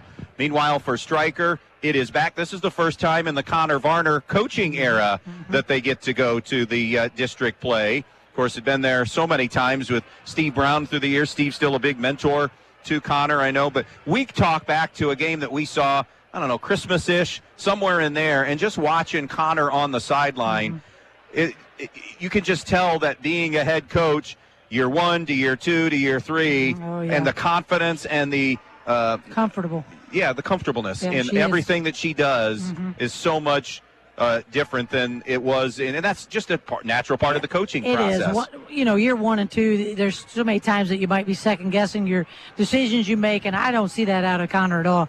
She made that great adjustments. You've already spoken about it. Getting out of the 1-3-1, which that when they started in it, they were doing a really nice job of putting bodies on people and not, letting the offensive boards kill them. And then when that started to happen, she immediately made the change, and again, the rest is history. They ended up shutting down, pretty near shutting down Lincoln View in the second half with that stifling D. Lincoln View led 13-10 after 1. We were tied at 19 at the half. 34-30 Stryker after 3. And then they outscored them 12-4 in that fourth quarter. And as we said, just absolutely shut down Lincoln View. Anything they wanted to do offensively. Not only, and when you play defense, you know this as well as I do, or better, because as a coach, you can guard incredibly well for half-court possessions, but you better finish it off with rebounding. And there were a couple of sequences where they didn't do a great job rebounding the basketball, but again, timeouts were taken or adjustments were made, and it became more, they got after it then, more effort then, and the kids even undersized. Terrific. What were the numbers again on the backboard? I had Lincoln View with 14 offensive boards, but sadly for them, they didn't convert many of those offensive boards. But yeah, I thought Stryker dodged a lot of bullets on that, on that glass, on the defensive glass, by giving up so many offensive boards. But again, they're just so tenacious; they just keep coming at you. I think they mentally wore Lincoln View down. I just think that was a big part of it too, is that tenacious defense just really wears on you, and after a while, you almost just become submissive. Now, I don't want to say Lincoln View didn't play hard, because they did, but it's just the way, when somebody's after you and after you and after you, it's tough to keep that going. They're getting ready to. So you finally got her attention. Yeah, I did. Yeah. They're getting ready to, they'll be starting and by the way, on a night that began what we thought, oh no, what are we staring at? We can't get backboards up on the side, and are we going to have a lengthy delay to start here? ends up in a Striker sectional championship here tonight. And head coach Connor Varner coming up here as soon as I can unspool things here. Hey, congratulations. Thank you. Yeah. Thanks for being here. So, here, let me move my stuff. You can have a seat. You want to get off your feet, I'm sure, for a little bit. I know. I don't know about that. So, congrats on the win. We were just saying on a night that we didn't even know we were going to play if we couldn't get backboards up. And then the first shot of the night, Lexi Wickerham banks in a 3, and I said to her right away, I said, is this an omen for Striker tonight? And congrats. I guess it was, yeah. Congrats on the win. And I want to start again on the defensive end. I mean, as you start 1-3-1, and we're pretty good in it to begin with, and then they started to get to the offensive backboard, and you make the adjustment to go man. Talk about that, and now talking to the kids about making that switch. Yeah, you know, we've been practicing both the last week, and I'm pretty confident in them playing both those defenses. And then when teams start to adjust, thankfully we have, the ability to go man. In that second half, 5 kind of went off in that first half, and so we told Sage Willis, just challenged her, hey, you're guarding 5 and you can't let her score. And I think she did a fantastic job. Then. Yeah. That second half, and that just Sage wanted to win a game. People want to talk about her scoring, but I enjoy watching her play defense. And that's incredible because when you expand that much energy defensively, it's amazing how much she still has to give offensively. And I think that's, I think she is tired. Don't get me wrong, I think she is tired, but she's just a fighter. She's a competitor, and and then she had teammates step up around her, and Taylor hit huge shots. Lexi had a big shot in that ending, and it was just incredible team effort that second half. We just wanted to win. Taylor Rethmel was it seems like any big tournament win that happens, you need somebody that's an X factor. Yep. And she stepped up and was that big time for you tonight. Oh yeah, she's got a great shot, and when it's going in for her. And that was just, fortunately for us, that shot was going in tonight, and she wasn't hesitant to go in and drive either. She had a couple layups too. It wasn't just her standing out around the perimeter. And again, Sage driving in, being able to collect 2-3 defenders, and having people able to shoot on the outside. That's just hard to stop. So I just reading you numbers, 15 of 51 they were from the field, 2 for 23 shooting threes tonight. Wow. And that's incredible. And then the rebound numbers were because you got to finish off those defensive possessions. They did well on the boards, but it didn't come back to hurt you. I had them with 14 offensive and 22 defensive. They did get us there. But they were fortunate that that didn't hurt you. Yeah. So I also want to ask you too, and we talked a lot on Wednesday night with you about the resiliency of your basketball team, and that was more of a comeback. Resiliency still there. I mean, you're down 2 kids that are crucial to your rotation, and I didn't see anybody that was, all right, it's next person up, we're not going to pout about it. Yeah. Is that basically it? That is exactly right. And, we've talked about that since the beginning of the season. You never know when it's going to be your last game out on the floor. And we have girls willing to step up when others are down, and not in a selfish way. In no way is anyone celebrating that we have 2 players unable to play. But those 2 girls on the bench are just as valuable as the ones playing, too. They're over there, the loudest ones cheering, yelling out plays, yelling out what defense we need to be in, watching film. They're doing just as much as those players who are able to play on the floor. And you get Emma Falk, it sounds like back come Thursday night. Hopefully so. That's good. At least it's on an upswing that way. Absolutely. Quick thoughts on this next game, Antwerp or Ayersville. Thoughts on either of them? I think both teams are well coached, and both teams have some great athletes and want to play hard. And we'll just have to see what happens here. But just 2 great teams that are about to play here as well. Well, I know, and all you're wondering about is how are we going to celebrate tonight? Sectional title was. I couldn't even tell you the exact day, but it's been a while. I'm going to bet Coach Brown. I know it was Coach Brown. Congrats. First one for me. Yep. Yeah, and enjoy watching it. And we were just talking about, and I know you never make it about you, but we can see the growth and how comfortable you are on the sidelines now. Do you feel like, as a coach, you're a long way away from, obviously, year 1, but even year 2 as a head coach? And I think a lot of that goes back to who's sitting next to me, too. Molly's huge. She's, a big help scouting for me. We'll call each other 5 times after practice, text each other. Sometimes Parker's like, who are you texting right now? And it's Molly, and she's just someone just huge helping us. And then we have people on the outside willing to scout and come in and help us too. And so it's just a huge effort. I am more comfortable because of those people who are supported around us too. Well, enjoy this tonight. We'll see you in Defiance on Thursday. Sounds good? Is that a date? 6 o'clock? All right. Congratulations. Connor Varner, head coach of the Striker Lady Panthers. They are sectional champs tonight in our first game, and they do it impressively by the final of 46 to 34. They improved to 18-6 on the season, and Lincoln View bows out now at 11-12. This is game one complete. We're moving on to game two coverage of our doubleheader tonight, and it's coming your way next here. Antwerp and Ayersville, we start talking about them here on B-Rock Sports. When you're paying the right price for protection, you just know it. It's that warm, fuzzy, totally secure feeling, knowing that you're not only getting great coverage, but you're also not paying too much for it. And there's no one that knows that feeling like me, Molly Culler, your local Allstate agent, because I work every day to get people like you the coverage they need with the savings they deserve. Give me a call for your quote today. Allstate, you're in good hands. Savings vary based on the average annual savings reported by new auto customers surveyed in 2019 who switched to Allstate.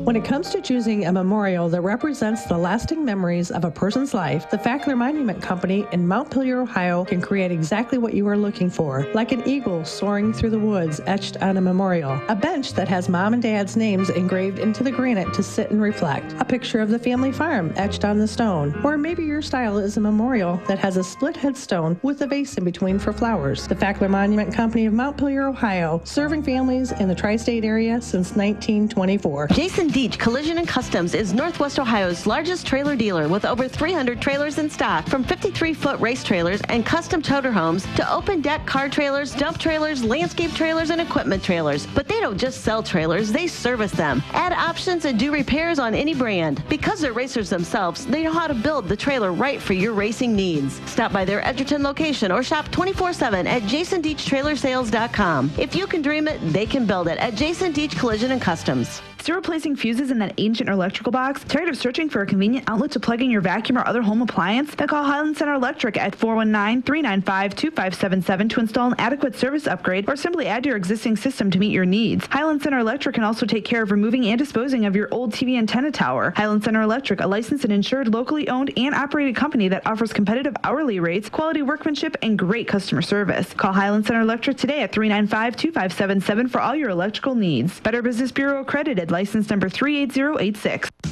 Direct Link should be the first stop for anyone needing new appliances. Whether your appliance is on the fritz or you're just looking to upgrade, Direct Link Appliance and Hardware in Bryan and now in Wauseon is your hometown appliance dealer. They carry new, used, and scratch and dent appliances in the brands you need: Speed Queen, Whirlpool, Maytag, KitchenAid, Amana, Frigidaire, and GE. Many in stock to take home with you today. Then when you have a problem, Direct Link will also service everything. Just call Direct Link at 419-636-4541 and they'll be out to fix it quickly, whether it's under warranty or not. Direct Link Appliance and Hardware in Bryan and Wauseon, your local appliance dealer.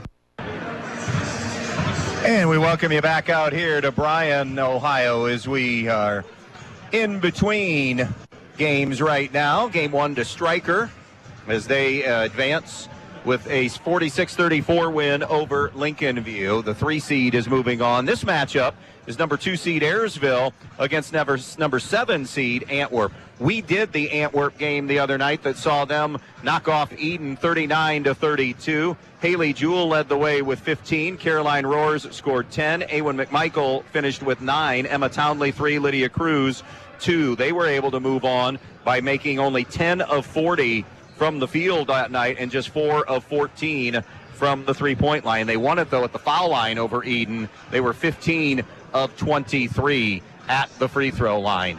Meanwhile, for the Ayersville Pilots, they got here and on the heels of a terrific season as well at Ayersville, where they are 16-6. They were 43-24 winners over Hicksville the other night, led 32-8 at halftime in that one.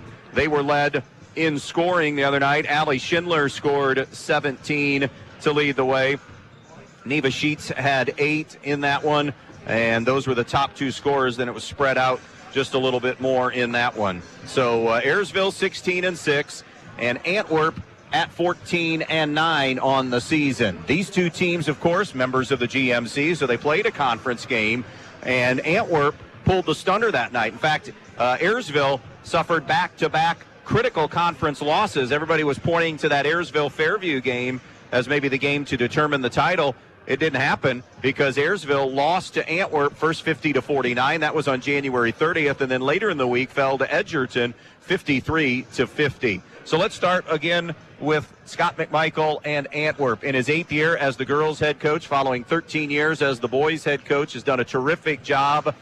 They do a great job. They control tempo pretty well. Awen McMichael, one of the real good shooters in our area and one of the good all-around guards in our area. But it's not just Awen McMichael, as we saw the other night. Capable players in Haley Jewell, Caroline Roars are a couple of those other kids that do very, very well for Antwerp. Yeah, we saw that the other night. And again, then your role players, the Kraus girl underneath gets a big board or so. The Fish girl might get a big board or so. So again, yes, they have their mainstays, and then they have those kids that kind of like Stryker, kind of step up and do what's needed when it's needed. You look at this Ayersville team, and they come in at 16-6. They were 19-5 last year, won a GMC title a year ago for the first time since 2016. By the way, Leipzig's final over Delphi St. John's was 47-37. That was a game we were looking on a final for. So they lost really minimal amount of kids, returned some real critical ones. Allie Schindler came back to the team. Kaylee Dockery, Neva Sheets all came back along with Mabel McGuire. So those are 4 kids that are starting tonight. Good perimeter depth. Tim Nicely, of course, is the head coach at his alma mater, 51-38 in his 4th year at Ayersville, owns 139 career wins, and remember, took that Fayette team to the district final, and then the next year is when they advanced to the regionals as well. So this is a team, they got some length, they got some athletic ability, and they're pretty solid out on the perimeter, but they do have a little vulnerability on the interior. Yeah, and again, it takes balance. And when you are missing something, I mean, it makes a difference. And sometimes that rears its ugly head and becomes kind of that thing that keeps you from being able to move on and get to where you really want to go goal-wise. But, again, well-coached basketball team, got some athletes, got some length to them. I guess we'll see tonight, what happens when these two play it out again. We do know that the GMC is going to be represented in the district based on this game tonight. You have one from the BBC already there. A second BBC school is going to be there with Hilltop and Pettisville playing down in Paulding. Crestview has already advanced. They're the number 1 seed. They're the team that has advanced out of this district. I mean, nobody likes moving up north more to this part of basketball than Crestview. They have really taken advantage of it. Went to state a couple of years ago and everybody else wants them to go south. Yes. But so we have half the pieces of the puzzle already set. We're going to step aside and take a break. We'll get Coach H's thoughts on this when we come back. Tournament time brings out the best in all of us. Responding to pressure, answering the challenge, and rising to our highest levels. That's also what a good education can do, and that's why you need Northwest State Community College. Whether you're looking for job skills training with industry credentials, a 2-year degree, or even a transfer pathway to a 4-year school, we can help. We also have lots of scholarship opportunities available. The clock is ticking. It's time to make your move. Visit northweststate.edu or call 419-267-1320 today. You know texting while driving is dangerous. That's not new information, yet most people admit to doing it anyways. Drivers are 23 times more likely to be involved in a car accident while texting. Know the facts and wait to text. The danger is real and it applies to you. Auto Owners Insurance, the no problem people. Visit Andrews O'Neill & Lowe with offices in Archbold, Bryan, or Wauseon, or visit us online at andrewsoneillandlowe.com.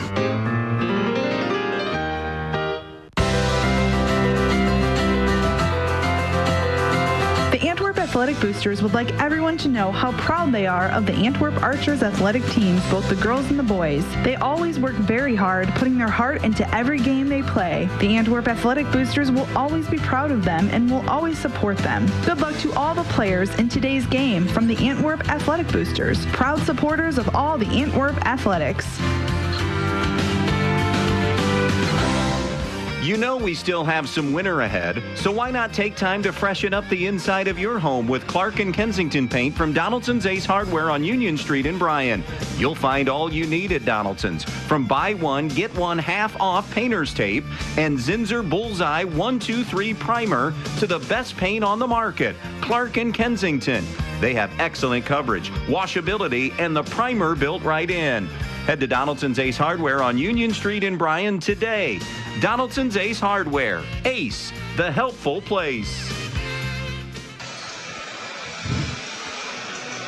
Antwerp checks in at 14-9 and really getting hot at the right time late in the year, owning late wins over Montpelier, Ayersville, Hicksville, Emmanuel Christian, and Tenor to end the regular season. They did have one loss sandwiched in there when they fell to Hilltop in the next to last game of the season. Meanwhile, for the Ayersville Lady Pilots, they, after those losses to Antwerp and Edgerton, they followed up with wins over Continental and Stryker, a loss to Fairview, and then a win over Hicksville. So if it is Ayersville and Stryker, they played on a Saturday late afternoon, part of a girls-boys doubleheader, Stryker and Ayersville. Ayersville won that game 50-38. Stryker and Antwerp did not play in the regular season this year.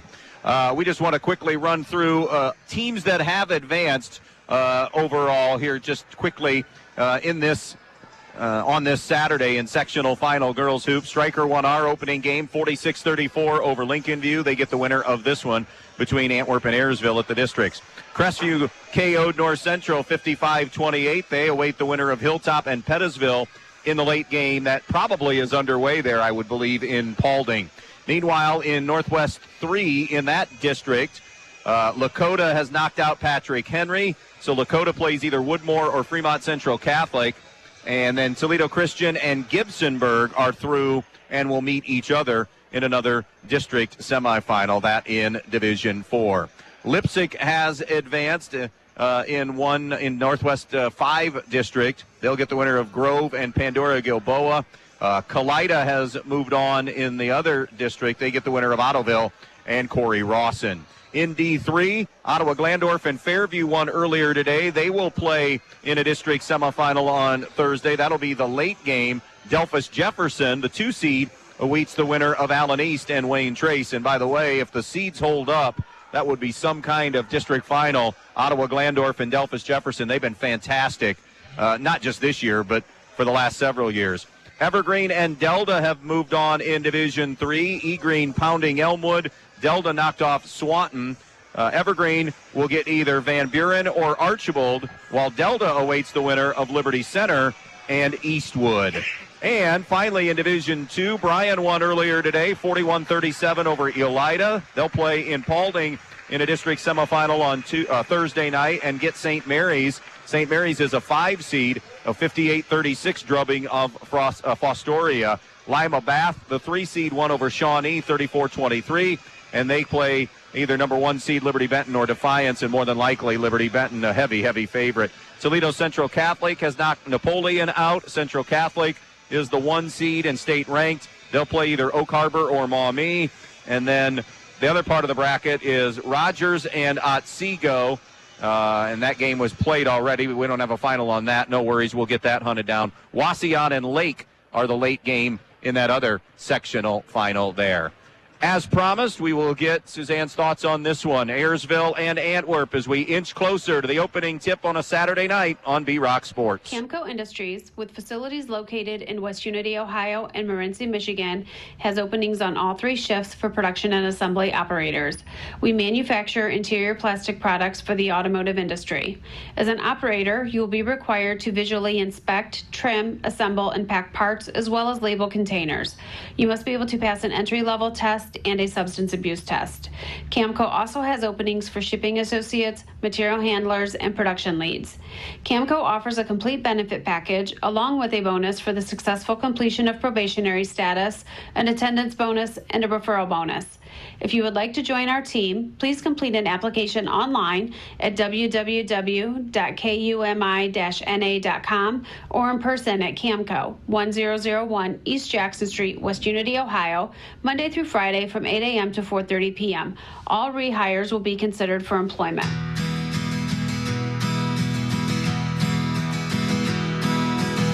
The Eager Beaver Axle is wide open and ready for you. Come in and take your shot at throwing axes or share some drinks and food with friends. Rack up the pool balls or take your chance with Keno. It's all inside the Eager Beaver Axle. Must be 18 or older to enter. Find them online or call 419-980-7121. The Eager Beaver Axle, Defiance's first axe-throwing venue. You never know what life will throw your way, so you always need to be protected. At Danielle Van Atta Agency in Bryan, they will take care of you. With years of experience and expertise in the field, Danielle and her team will get you headed in the right direction with your home, auto, life, or business insurance. So when life throws something at you, you know you're protected the right way. Contact Danielle Van Atta Agency today at 1318 East High Street, Suite A in Bryan, or call 419-636-0408. Danielle Van Atta Agency, ready to help protect you. Suzanne, moving closer to the opening tip tonight. Let's start with Antwerp. How do the Lady Archers, in your opinion, advance to play striker on Thursday? Well, I think they have to be aggressive at taking the ball to the hoop. I think that, on the game we watched Wednesday night, they just didn't get into that kind of flow that I think is kind of what Antwerp's known for. So I think they need to be a little more aggressive, take the ball to the basket. I know Caroline Roars, for one, is one of those kind of like a Sage Willis, likes to do the slash and dash and get to the hoop.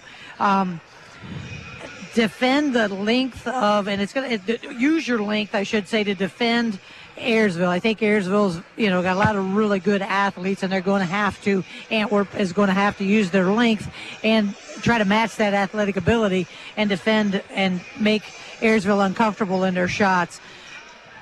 We saw it in the first game. I think offensive rebounding is going to be a key. I think you're going to have to be one and done. You can't let the other team steal a lot of those easy garbage buckets. You got to make sure that you shut that off. Got to take care of the basketball. I think that length of Ayersville could be an issue. Got to make sure that you're handling it well. And again, continue that red-hot free throw shooting that we saw in the fourth quarter against Eden. How about Ayersville tonight? Well, I think they've got to use that athletic ability. I think they can do that, use that length, maybe get some steals early on, maybe get into the head of Antwerp a little bit and get some converts and get going, get maybe some early momentum is what I'm trying to say here. If you can rattle Antwerp, but I don't know that they'll rattle because I think they're well coached, and I think even though they're not, we've got a couple of seniors on the floor, they're well schooled. So, but I think that's something Ayersville needs to do, is try to get Antwerp a little bit off their game. Going to have to defend the basket again. I just mentioned Antwerp likes to get to the hoop, so Ayersville's going to have to try to shut that off again on their side. Take care of the basketball. Offensive rebounds, don't let Antwerp steal those, and hit free throws. Ayersville 16-6, Antwerp 14-9. A berth in the district semifinals in Defiance on Thursday night. At stake, we will meet the lineups and the opening tip coming your way next. When it comes to choosing a memorial that represents the lasting memories of a person's life, the Fackler Monument Company in Montpelier, Ohio can create exactly what you are looking for, like an eagle soaring through the woods etched on a memorial, a bench that has mom and dad's names engraved into the granite to sit and reflect, a picture of the family farm etched on the stone, or maybe your style is a memorial that has a split headstone with a vase in between for flowers. The Fackler Monument Company of Montpelier, Ohio, serving families in the tri-state area since 1924. Are you looking for a mechanic that really knows how to repair both foreign and domestic vehicles? Let me recommend Dave Brown at Jason Dietz Customs and Collisions. Dave has spent the last 25 years diagnosing and repairing all makes and models of vehicles in Northwest Ohio. And he's now teamed up with Jason Dietz on State Route 6 just east of Edgerton. So if you're looking for a mechanic that can fix the problem that your last mechanic couldn't, think of Dave Brown at Jason Dietz Customs and Collisions. Hi, Dan Stuckey here, broker owner of Real Estate Advantage Team. Are you ready to sell your home but not quite sure how to get the ball rolling? Give me a call and I will help guide you through the entire home selling process. Making sure you and your home are ready for marketing is key to achieving the highest price possible for your home. I will help prepare you for any obstacles that may arise during the home selling process and put together a marketing plan that will give your home the best exposure possible, including including right here on the radio. Selling your home can be an emotional, stressful time, but with over 25 years of real estate experience, my goal is to make your selling experience easy and stress-free. And as a Christian-based business, when you buy your home through Real Estate Advantage Team, I will donate 10% of the company's net income from your sale to a church or nonprofit charity of your choice, honoring you as the reason for the donation. So let's get you moving. Call 419-636-5100. That's 419-636-5100. When you're inside this winter, you want to not only be warm, but also have great indoor air quality. Well, Stark's Plumbing and Heating Services features it all with Lennox and iWave. iWave safely treats the air throughout your home, plus kills mold, bacteria, and viruses. It also reduces odors from pets and cooking, reduces allergens, smoke, static electricity, and dust in the air. And best of all, no maintenance, no bulb, no other parts to replace. Check out Starks at starksphs.com or phone toll-free 1-800-329-4040. Have you always dreamed of starting your own business? Are you looking for ways to fund your child's education or save for retirement? Maybe you'd like to buy that dream home. Well, the State Bank can help you meet your financial goals, whatever they may be. With State Bank, you'll get all the products and services you expect from your bank with the personal attention of a locally operated community bank. Find a location near you today. State Bank, member FDIC, an equal housing lender.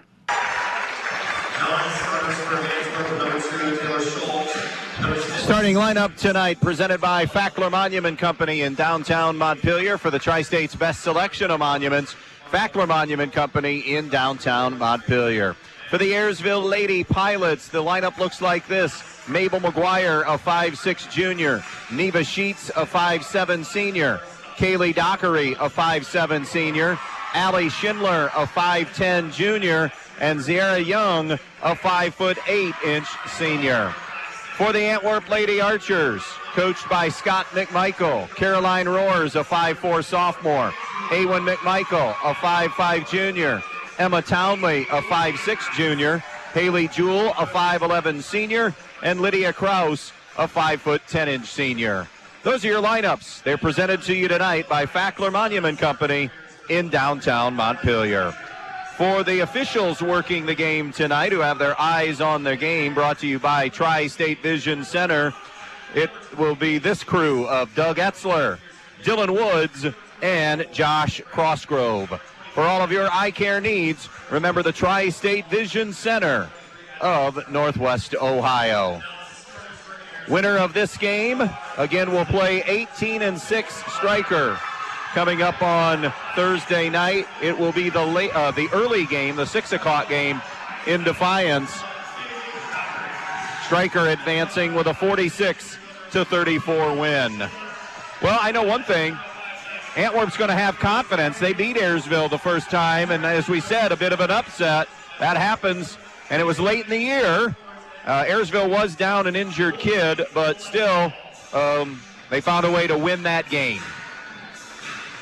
Yeah, that does give you confidence, knowing that you beat that team, and it wasn't like way back in December or anything like that. It was pretty. And I believe it was Neva Sheets who was the injured lady pilot, who is an integral part of this team. So here we go. It will be Haley Jewell for Antwerp against Allie Schindler for Ayersville. Sectional final number 2. About ready to get underway, and is underway with Ayersville winning the opening tip. It'll be Schindler with a basketball. Antwerp going to go 1-3-1 to start. Out in front on the dribble, Sheets. Sheets goes cross court now to Dockery. Dockery comes back to Sheets, high left side. Top of the key now, Dockery. Surveys the 1-3-1. Goes now to the wing to McGuire. McGuire throws a skip pass over to the right point. Jumper on the way for 3 is no good by Dockery. Rebound to Antwerp and Caroline Roars. Roars kind of reminds you in this regard of a Sage Willis. She'll get inside and rebound and not afraid to mix it up on the interior. No, she's a strong kid, and she's a really determined kid. Here's McMichael against the 3-2 look of Ayersville defensively. Skip pass over the top for Kraus is broken up, but does get to Kraus. Now it's Roars banging her way to the basket, using the left hand and scoring the game's first points of the night. And she's really quick on that first step on the dribble. She's very quick. Going to extend the 1-3-1-2 to a half court, maybe trap a little out of it with Haley Jewell at the point and her length. Wing left side with a basketball. It is Dockery who throws it around to Schindler. Now on the wing to Sheets. Sheets tries baseline, nothing there. Tried to slam it off of Roars. It ricochets, though, back to Roars, who's then tied up, and the possession arrow will stay Antwerp. Yeah, nice job there by Roars. The ball's coming at her pretty quickly, and she's able to catch it against her body. Walking it up now, Awen McMichael. She'll be met with a little half-court pressure from Ayersville. Comes over to Roars. Roars. Right side of the floor now to Jewell. Jewell, baseline right, Townley, and then that pass is tipped and intercepted. Digging out the loose ball was Dockery. She had taken her one dribble and picked up, and Schindler over to Dockery. Dockery cross court now to Sheets. Sheets on the high right side on the wing now to Schindler. 2-0 Antwerp, almost 2 minutes into this sectional championship game here in Bryan. Winner to get Stryker on Thursday night. Top side now, McGuire swings it around to the right. A three on the way, no good by Sheets. And the rebound is a long one and grabbed by Ayersville. Kick out is tipped, but tracked down by Ayersville. Here now is Young. Zara Young's pass is deflected out of bounds. It'll be off Antwerp. By the way, Liberty Benton scored the first 15, and we're leading Defiance 15-0. Last we heard, Benton heavy favorite to advance there as the 1 seed. If all holds true to form, we'd get a Bryan-Liberty Benton rematch. They played on a Saturday afternoon in late January, and Liberty Benton hung on for a home win. Deflection out of bounds by Townley, and it'll stay with Ayersville. Antwerp wants to make them, I think, a lot more methodical. yes, yes. Ayersville, I mean. Correct. Slow them down. Here's Neva Sheets. Sheets throws it out on top now to McGuire. McGuire angling right side, throws it away, intercepted by Roars. Roars got in the passing lane. It's a 2-on-2 break. Roars to the rim. Get it out of here, says Neva Sheets. Block shot on the interior, Sheets. And now she handles into the front court. It remains 2-0 Antwerp. There's that length and athletic ability right there on that block. 5 and change to play in the first quarter. Allie Schindler on the wing. Out in front now to Dockery. Dockery over to the right wing to Schindler. Long 2 is good. That'll be the first basket of the night for Ayersville. Seemed like it took her a while to get rid of that, but really nice release on that basketball. 2-2 on the Andres O'Neill and Lowe scoreboard. Opening quarter of play. Here's Lydia Kraus outside McMichael, and on the move, Awen McMichael sticks the jumper. That's the thing. She probably gets a lot of notoriety for being a three-point shooter, but she's just a pure shooter. She is a pure shooter, and that was a good move there, not to take the three, use the ball fake, and get yourself in a little closer. Here's Sheets, throws it over the top. Schindler around to the baseline now. Dribble drive, take it away, but finding an open teammate on the interior, Allie Schindler is wide open. I thought Schindler might have had herself too far underneath the basket, but did a nice job getting that shot up and in. With the basketball, now Antwerp. Hilltop a 13-7 lead over Pettisville at the end of 1 in that sectional championship game. It has been a long time since Hilltop can claim a trip to the district. Antwerp redirecting a little traffic now, a little more than midway through the first. Tie game at 4. Roars to now McMichael from deep, and that three is no good. Never able to find her range the other night. Young rips the rebound away, or consistently find her jump shot the other night. Yep. Now it's Schindler to the foul line. The kick-out pass deflected and into the hands of McMichael. Look out from behind. Dockery tipped it out of bounds. It'll stay Lady Archers. I have Ayersville with 3 turnovers and Antwerp with 1. Ariel Brown, a 5'6 freshman, in for the first time. Kendra Waldron, another 5'6 freshman, comes in for Tim Nicely. We mentioned this Fayette stop, also the former head coach at Montpelier as well. Home at his alma mater now for the last, now 4th year. Entry pass tipped away by Ayersville, but the loose ball grabbed by Emma Townley.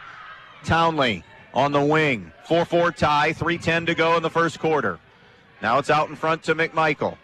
McMichael over to Roars on the right point.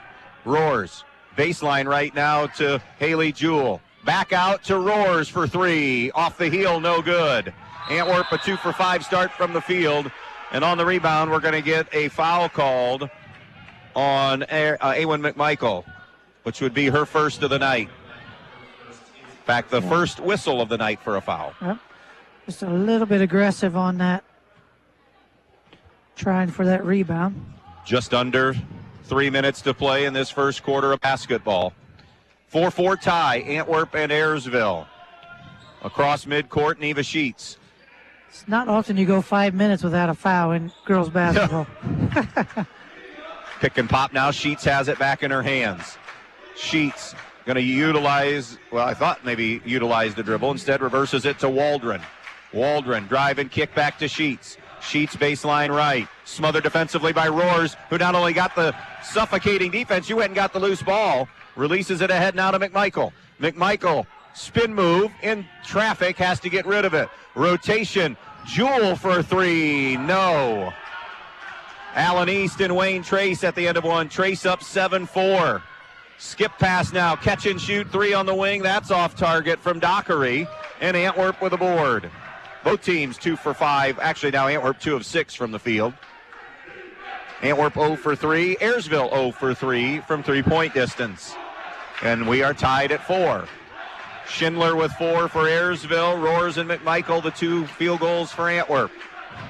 McMichael between the circles. Sends it left wing to Roars.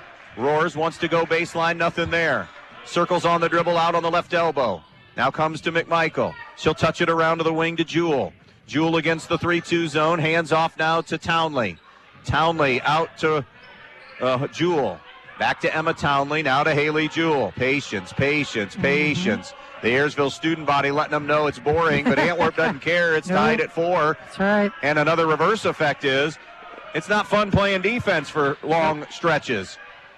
Although Antwerp turns it over there, the point being, you hope that Ayersville gets a little relaxed defensively, don't you? Yeah, exactly. That's what you're trying to do, is kind of lull that defense to sleep. Didn't work that time, but that is kind of the idea.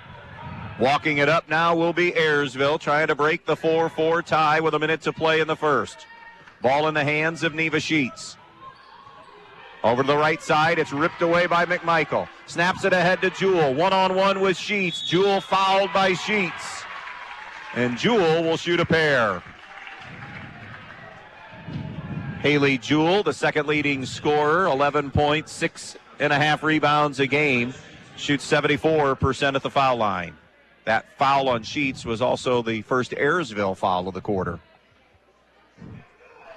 Yeah, and again, an example of when free throws all the way through the game are going to be important, especially if this one's going to stay as tight as it is, and we think it will. That'll break the tie. It's 5-4. Katrina Fish in for the first time. This is about it for Antwerp. As I say, if they go beyond Fish, it's because they have foul trouble or an injury or something. Yep. Yeah, the other night they didn't go beyond Fish. No, they didn't. Next foul shot is good. 2 for 2, Haley Jewel. 6-4, Antwerp on the Andres O'Neill scoreboard. With the possession now is Schindler. She has all 4 of those Ayersville points. Goes right side now to Kirsten Mannon, 5'8", junior. Now in the lane, a 10 to 15 footer is good, and another one drops down for Schindler. That was well designed. Kind of draw the defense attention away, and she just dropped it. Did I inadvertently give Schindler a field goal, and the other one should belong to Waldron? Nope. Okay. I have them all. They have it wrong at the board. Okay. Turnover forced by Ayersville. 6-6 tie. Yeah, I have them all 3 for her. Final trip of the quarter, perhaps. Schindler gives it up to Waldron. Give and go back to Schindler. Banging her way to the basket and finishes. And that'll do it for the first quarter of play. After 1, Ayersville 8, Antwerp 6. It's girls sectional final basketball on B-Rock Sports. Tournament time brings out the best in all of us. Responding to pressure, answering the challenge, and rising to our highest levels. That's also what a good education can do, and that's why you need Northwest State Community College. Whether you're looking for job skills training with industry credentials, a 2-year degree, or even a transfer pathway to a 4-year school, we can help. We also have lots of scholarship opportunities available. The clock is ticking. It's time to make your move. Visit northweststate.edu or call 419-267-1320 today. Are you looking to upgrade or expand your business? Need more electrical capability at the office or factory? Highland Center Electric has quality commercial and industrial experience to get the job done right. They serve all of Northwest Ohio with competitive hourly rates, guaranteed quality workmanship, and top-notch customer service. Highland Center Electric is licensed, insured, and locally owned and operated. Call them at 419-395-2577. Highland Center Electric, the only electrical contractor for all your electrical needs. 419-395-2577. Better Business Bureau accredited, license number 38086. Wauseon leading Lake in Division II basketball at the end of one, 12-9. Here it's 8-6 Ayersville. All 8 belong to Allie Schindler. Ayersville 4 of 7, Antwerp 2 of 6 from the field. Both teams 0 for 3 from the three-point distance. Yeah, they have to find an answer, does Antwerp, for Schindler right now. Ayersville basketball to begin this second quarter. Dockery out in front to McGuire. Try to go inside, broken up by Fish. And now it's Roars one-on-one going to the basket. Jump stop. She goes down. Defender goes down. Ball gets lost. Ayersville comes out with it.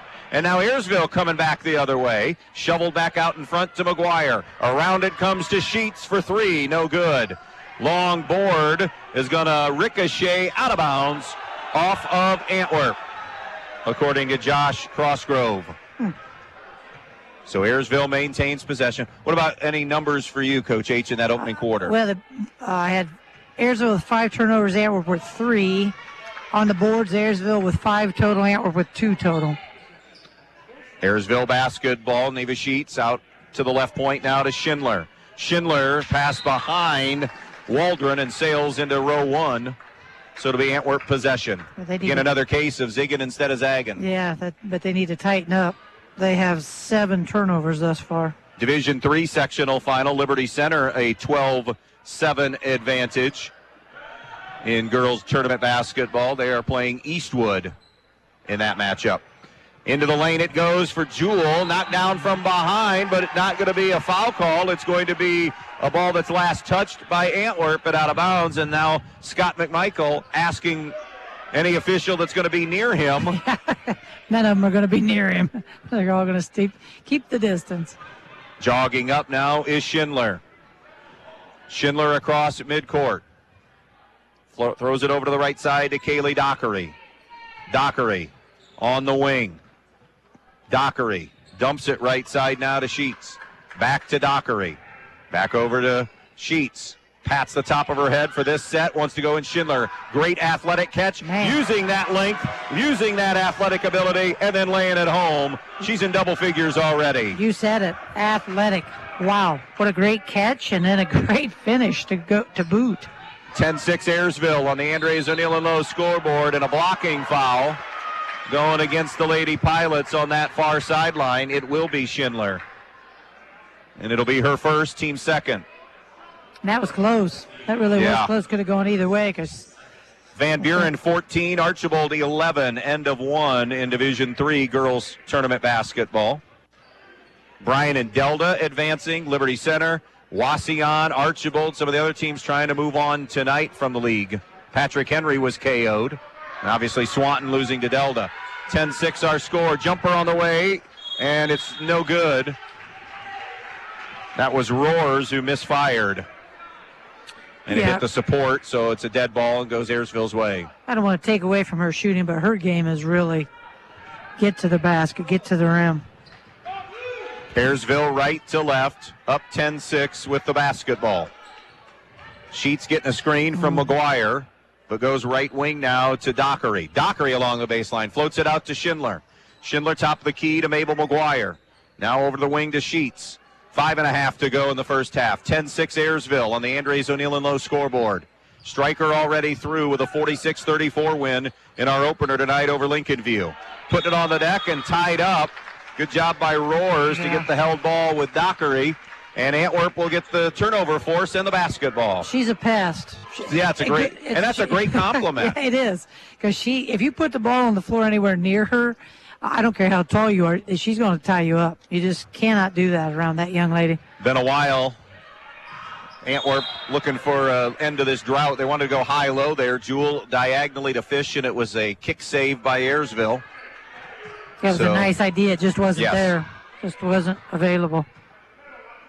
I like the design, but... Inbounds right side. Pulling the trigger on a three. McMichael, no good. Liberty Benton up 40-10 on Defiance at halftime. The drive and the lay-in is good, and we have our first non-Schindler points. It's Dockery for 2, and it's a Scott McMichael timeout. Ayersville with a little momentum, up 12-6, 5 and change to go first half. If you've been thinking about a remodeling project for your home or business, Field Supply Center in Blakesley should be your first choice. Field Supply Center in Blakesley and not only has all the lumber for that project, they also have all the building supplies you'll need, along with everything you need for the project, including the cabinetry, plus the expertise to help make your home even more beautiful. It's all at Field Supply Center, located in Blakesley. Field Supply Center, wishing good luck to all the players in tonight's game.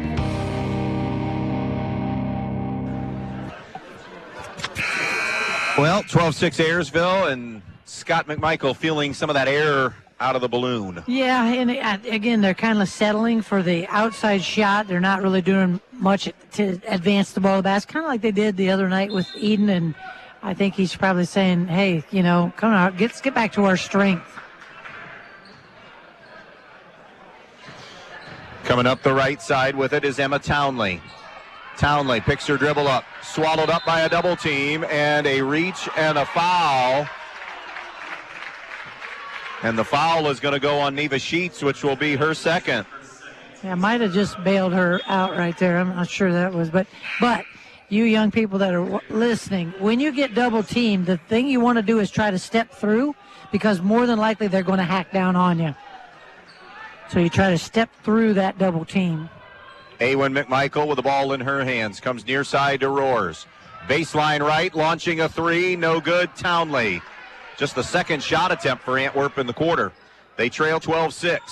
Ayersville looking to add to it. Pushing ahead, McGuire. Top of the key, Schindler already into double figures with 10. Schindler.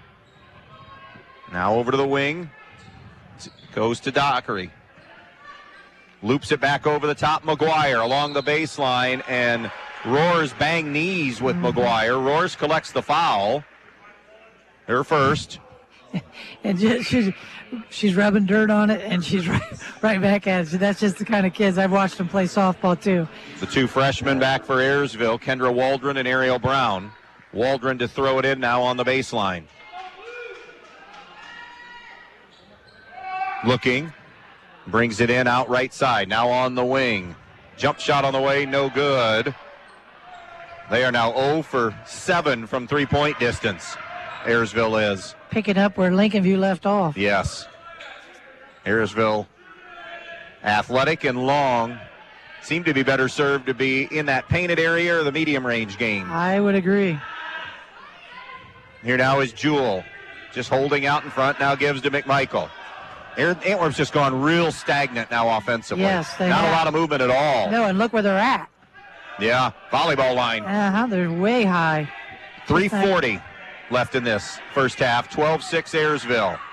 They're acting perplexed. Maybe Ayersville has not played a 3-2 against them before, but it's not the first time they've seen a 3-2. McMichael from deep. That could be a zone buster. She buries it. 5 for her. That'll get you out of a zone very quickly. Yeah. Cuts the lead in half with 3:20 to go in the first half. 12-9 Ayersville. Schindler into the corner now to Waldron. Waldron circles it back out in front to the right side. I'd be trying to find Schindler and get her a little closer to the basket. And actually, I want to correct myself. Ariel Brown is 13 is the way she's listed. So that's Brown that's in there. On the wing it goes to Waldron. Inside, muscled up, no good by Schindler. And the board to Antwerp. McMichael on the push. Crossing over, got to the rim and laid it home. And that's, to me, that's the strength of Antwerp, is to try to get to the basket. Nice job that time by Awen McMichael doing 5 just straight that. McMichael points has pulled it to a 1-point Ayersville lead at 12-11. Out on top with the basketball now is Waldron. Gives it up to Brown. Left side now into the hands of Dockery. Remember, Sheets is sitting with 2 personals. Wayne Trace and Allen East tied at 18 in their sectional championship game. And that's at halftime. Ayersville now a little out of I was sorts. just going to say, now who's stagnant? So at the half, Pettisville 24, Hilltop 19. As we get a timeout, we just have a little more info to pass along. Libby Baker sitting with 3 fouls. They're not sitting, they're all sitting. It's at halftime now. Bailey has 2 fouls, so Hilltop battling through, and they're not a real deep team. No. Pettisville up in that one, 24-19. So obviously those officials didn't get the memo from the state. Remember, the late winner there in that one would get Crestview. There's a timeout on the floor. We're just staying here right now. So 24-19, Pettisville at the half leading Hilltop. Crestview winning in that early game there, 55-28. Our early game went to Stryker, 46-34. Here it's 12-11 Ayersville, exactly 2 to go in the half. Yeah, just to see, just observation. They both teams kind of playing tired. Just not a lot of energy right now. Not a lot of.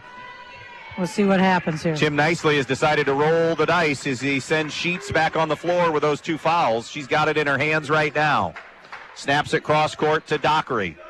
Dockery on the wing, fires a 3. It's no good. And the rebound roars for Antwerp. Trying to take the lead back here. Just kind of settling for those shots instead of really looking to get the ball inside is Ayersville. Roars over to McMichael. And that pass a little bit too tall for Townley to climb the ladder for and out of bounds. Yeah, that would have taken a gadget arm. That was pretty high and outside. So Ayersville possession. Sheets will walk it up. 12-11 game. Ayersville. Sheets right side. Tries to turn the corner to get to the baseline. Wrap around pass. No, but a foul is going to be called. And that will put Kirsten Mannon on the line. And that'll be number 2 on Caroline Roars with 1:18 to go in the half. So Kirsten Mannon, 5'8" junior, looking for her first point of the night. 2 kids for Ayersville have scored, 3 for Antwerp. Mannon missed the free throw. And Caroline Roars is only a sophomore, but to me plays older. She just plays, because I think you're maybe rolling the dice here a little bit with 118, but. In and out on that one. So an 0 for 2 exchange, an Antwerp rebound, and another trip for the lead. Late in the first half, 12-11 Ayersville. About ready to hit the 1-minute mark left in this first half. McMichael comes right side to Roars. Roars out on the top of the key, staying out there with the 2 fouls. Now McMichael down low to Fish, bullying her way to the basket. The turnaround is no good. The rebound to Schindler and a foul on Antwerp. I believe they're going to get Fish. And that will be her first, Katrina Fish. So they easily could have called that on her at basket, or the shot attempt. Kendra Waldron back in now for the Lady Pilots. 52 seconds remaining, first half. 12-11 Ayersville on the Andres O'Neill and Lowe scoreboard. Sheets will walk it up. One of the 3 seniors, along with Young and Dockery. So Ayersville looking to be good again next year. Antwerp, too, for that matter. I mean, they lose Jewell, Kraus, and Fish. They lose their bigs, but got their guards back. And losing the handle now, Ayersville, and it trickles out of bounds with 28 seconds. So Antwerp may try to hold for the final shot here, down only 1. Yeah, I would think they would be more selective. Now, if it happens, it opens up prior to that, then you go for it. But here's McMichael, picture dribble up, snaps a pass ahead into the front court. Now running the right side of the lane is Jewell. Jewell double down on her, trying to get through a double team, slipped through it, but had it poked away. Sheets comes up with a loose ball. Sheets snaps it ahead. Baseball pass, layup is good. on the right side for Dockery, and McMichael not going to get that shot away in time. So about 3 trips for Antwerp to take the lead, come away dry, and then Ayersville forces a turnover there late, and they cash in. We go to the main stops halftime show. Ayersville 14, Antwerp 11. You're listening to girls sectional final basketball on B-Rock Sports. Camco Industries, with facilities located in West Unity, Ohio and Morenci, Michigan, has openings on all 3 shifts for production and assembly operators. We manufacture interior plastic products for the automotive industry. As an operator, you will be required to visually inspect, trim, assemble, and pack parts, as well as label containers. You must be able to pass an entry-level test and a substance abuse test. Camco also has openings for shipping associates, material handlers, and production leads. Camco offers a complete benefit package along with a bonus for the successful completion of probationary status, an attendance bonus, and a referral bonus. If you would like to join our team, please complete an application online at www.kumi-na.com or in person at Camco, 1001 East Jackson Street, West Unity, Ohio, Monday through Friday from 8 a.m. to 4:30 p.m. All rehires will be considered for employment. Hi, I'm Emily Schlegel, branch manager at Midwest Community Federal Credit Union in Bryan. We're excited to announce our new location in the Bryan community, just north of the downtown square on State Route 15. Construction is underway and will soon offer a drive-through, night deposit, and rebranded lobby to serve Bryan and all of Williams County better. We'll be opening soon at 221 North Main Street, and you can stay updated by visiting us at midwestcommunity.org. We look forward to serving you. When it comes to protecting what you love, you want an insurance agent that cares more about your world, more about what you need. And that's exactly what you'll get with me, Molly Culler, your local Allstate agent. An agent who doesn't just know what it's like to live in Bryan, but one who wants to protect life here as much as you do. Give me a call for your free quote today. Allstate, you're in good hands. Allstate and affiliates offer products and services subject to availability, terms, and conditions. When it comes to choosing a memorial that represents the lasting memories of a person's life, the Fackler Monument Company in Montpelier, Ohio can create exactly what you are looking for, like an eagle soaring through the woods etched on a memorial, a bench that has mom and dad's names engraved into the granite to sit and reflect, a picture of the family farm etched on the stone, or maybe your style is a memorial that has a split headstone with a vase in between for flowers. The Fackler Monument Company of Montpelier, Ohio, serving families in the tri-state area since 1924. Halftime in Bryan in our second sectional championship game. This one between Antwerp and Ayersville in this all GMC matchup. Ayersville nursing a 14-11 lead. Let's first go through the numbers.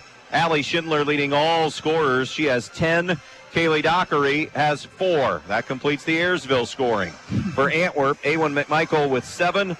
Caroline Roars with 2. Haley Jewell with 2 for their 11. Shooting the basketball, Ayersville 6 of 15, 0 of 7 from the three-point line.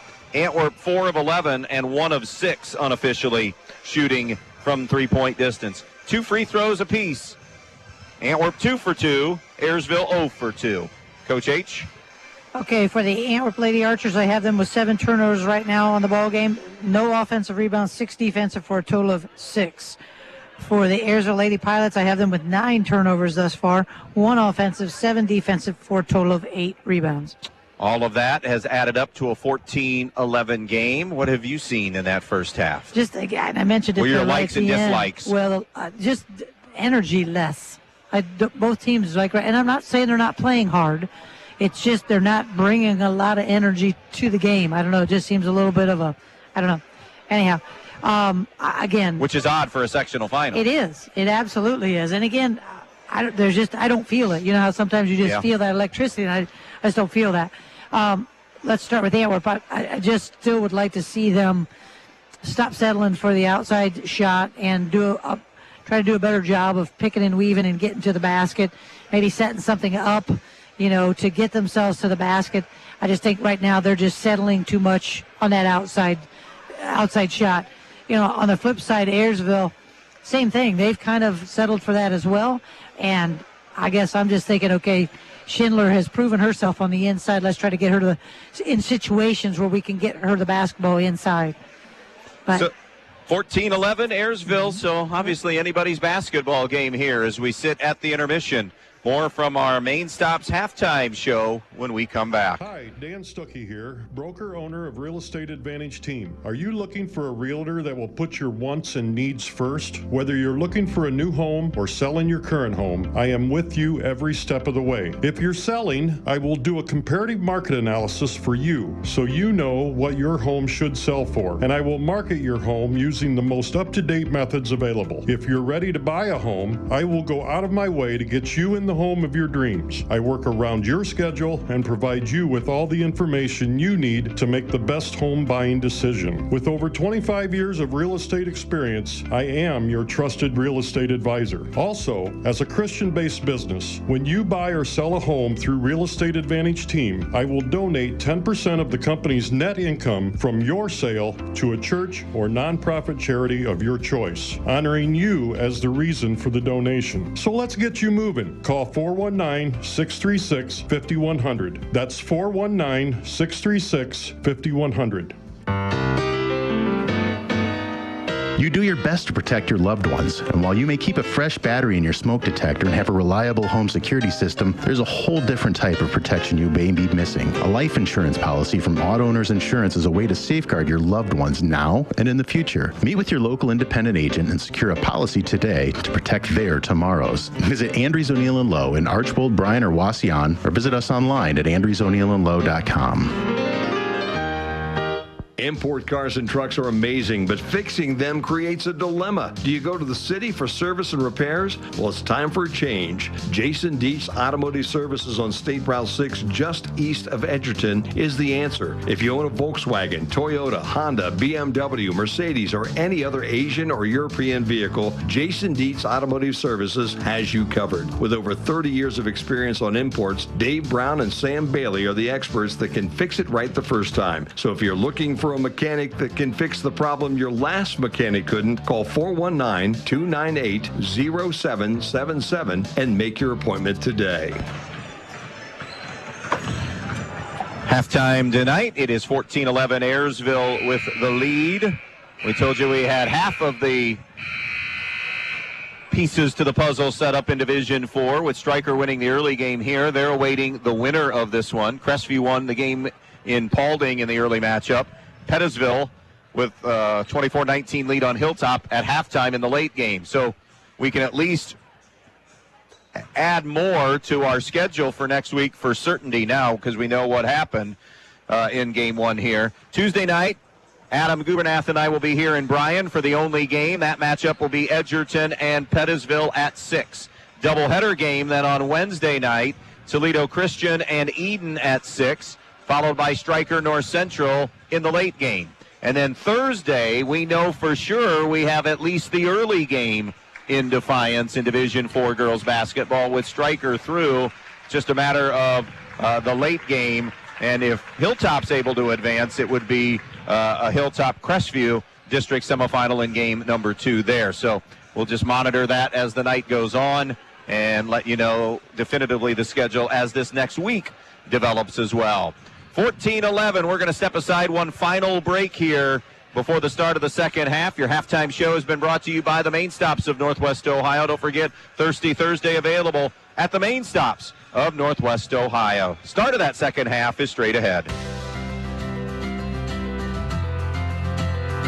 The Antwerp Athletic Boosters would like everyone to know how proud they are of the Antwerp Archers athletic teams, both the girls and the boys. They always work very hard, putting their heart into every game they play. The Antwerp Athletic Boosters will always be proud of them and will always support them. Good luck to all the players in today's game from the Antwerp Athletic Boosters, proud supporters of all the Antwerp athletics. You never know what life will throw your way, so you always need to be protected. At Danielle Van Atta Agency in Bryan, they will take care of you. With years of experience and expertise in the field, Danielle and her team will get you headed in the right direction with your home, auto, life, or business insurance. So when life throws something at you, you know you're protected the right way. Contact Danielle Van Atta Agency today at 1318 East High Street, Suite A in Bryan, or call 419-636-0408. Danielle Van Atta Agency, ready to help protect you. Welcome back. Second half ready to get underway. it will be the starting five for Ayersville of McGuire, Sheets, Dockery, Schindler, and Young. Antwerp will also go with their normal five of Kraus, Jewell, Townley, McMichael, and Roars. Sheets to toss it in on that far sideline for Ayersville as they have the first touch of the second half in a 14-11 game. Here's Schindler, gives it off to McGuire. McGuire circling around on the dribble to the right side. Gives it up now to Dockery. Dockery runner on the baseline, flips it over the top and in. 16-11 now, Ayersville. Biggest lead of the night has been Ayersville by 6. Here's Townley against the pressure. Now into the hands of Jewell, who's tied up, now losing her footing, and a foul. And you wait to see if that head either landed or the neck snapped up. And she looks to be okay. It's Mabel McGuire's first. Anytime that head starts to go towards the floor, like I said, you don't even have to hit it. No. It's just that neck snapping snap. could be. She's okay, though, it appears. One thing that works at girls' favors is those ponytails sometimes can help protect a little bit when they hit. Here's Roars to McMichael. 3-2 look defensively. 56-17, Liberty Benton over Defiance at the end of 3 in that running clock game there now in that sectional final. In the lane, intercepted by McGuire. She read that beautifully. Yeah, she did. She kind of was a cat right there, just kind of baiting that one. D3 halftime, Van Buren 24, Archibald 23. Here's Schindler, runner from 8 feet, rattles it home. Yeah, she didn't get enough touches, I didn't feel like, in that second quarter. Now, Scott McMichael, his team's down 7. If you don't get an answer here pretty soon, you may be thinking timeout. Yes. Ayersville seems to have a little more energy and a little burst. Skip past McMichael. Right side now, and a take and a foul. Schindler tried to throw that leg out, and that'll be her second. Yeah, she needs to just channel down right towards the baseline, and she channeled but stopped. And then, it's just your reaction to stick that leg out. Just keep that foot and momentum going right down the baseline and channel right out of bounds. Kraus to McMichael. Around it comes to Roars. Now eventually back to McMichael. 2 open look at a 3, and no good. Ayersville dodges a bullet there because that was as clean a look as you want McMichael. That you don't want McMichael to have, I guess is a better way of saying it. Yeah, correct. Way too open. Here's Dockery on the baseline and a foul, and if it's Roars, it's her third. She was in the neighborhood, and she already is reacting as if it is, and it is. So now Kaylee Dockery to shoot 2.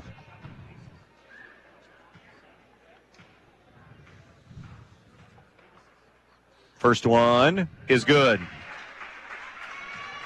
That'll give Dockery 7. Again, Schindler and Dockery, the only Ayersville Pilots to score tonight. It's a 19-11 game. If you go back to the end of the first half, this is a 7 and now 8-0 run. Dockery knocking them both down. Yeah, they desperately do. The Archers need a basket right here.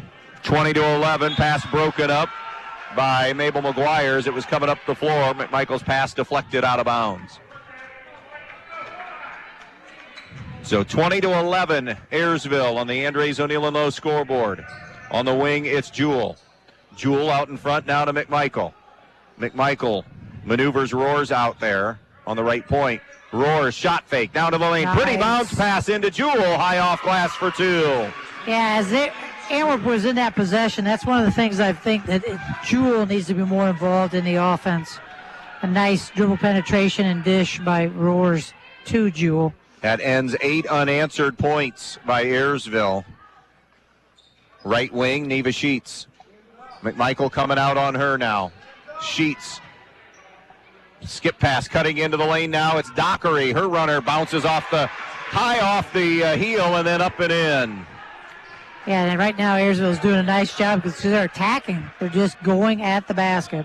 22-13 Ayersville. Lydia Kraus, cross court right side. By the way, I have an Antwerp Kraus story to tell. Jumper for 3 is no good. Rebound to Ayersville. And that pass is thrown through the lane, deflected by Antwerp, but out of bounds. Luke Kraus made his debut. Oh, did he? For Bowling Green. They played their season opener. They lost 1-0. He became the first BG freshman pitcher at BG to appear as a true freshman in his first game. He was in relief. It was in relief. It was their first ever game that they'd played. He had played. That's Pitched awesome. two and a third. Struck out 2, allowed 1 hit. They lost 1-0 in the game. That was yesterday. I can just tell you this. There's not 2 nicer kids. Those kids, they live in my great neighborhood, and they've been nothing but wonderful to my little ones.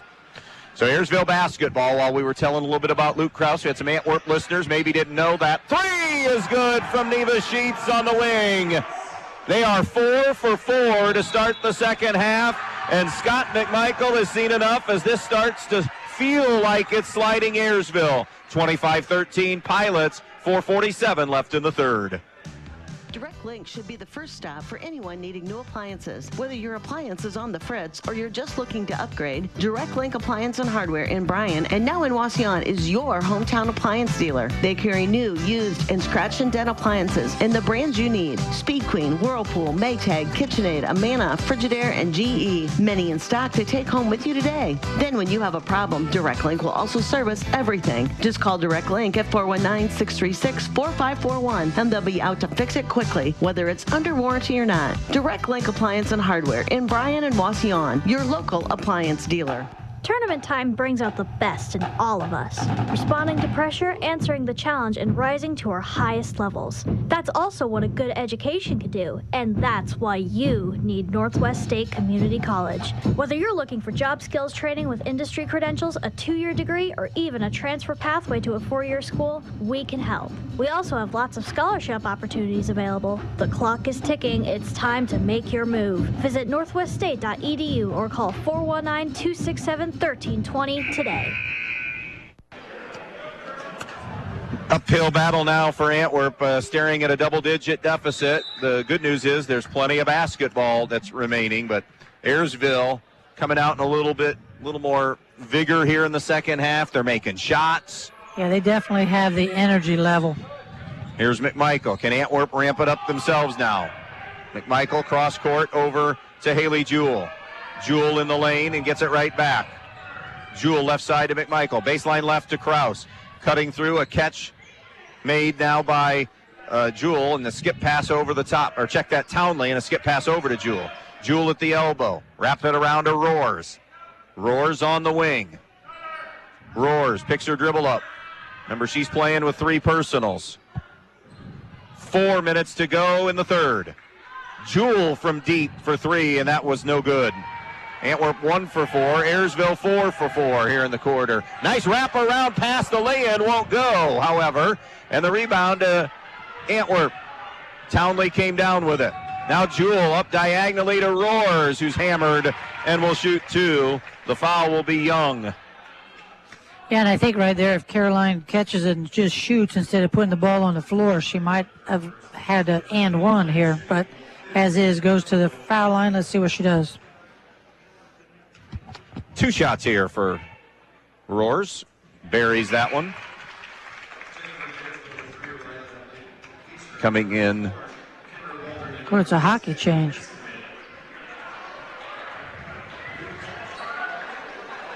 Kirsten Mannon is in. Kendra Waldron is in. Second free throw good by Roars. 4 for her on the night. Number 3 is Rylan. Rylan Becker. Yes. Okay. That one changed too. Little turnover by Ayersville. Ayersville sees Antwerp force it, and then a lay-in. So just to verify, Ariel Brown is 13, Rylan Becker is 3 for Ayersville. On the baseline now, Emma Townley brings it inside to Jewell, and that shot went up, but it was partially blocked from behind, the misfire. Now out and running is Waldron. Her shot is on the way on that right side, no good. Here's McMichael up ahead to Jewell, crashing to the rim, charge on Haley Jewell. Just her first of the night. Yeah, and I kind of agree with that. It looked to me like she dipped that shoulder a little bit and kind of went into the defender.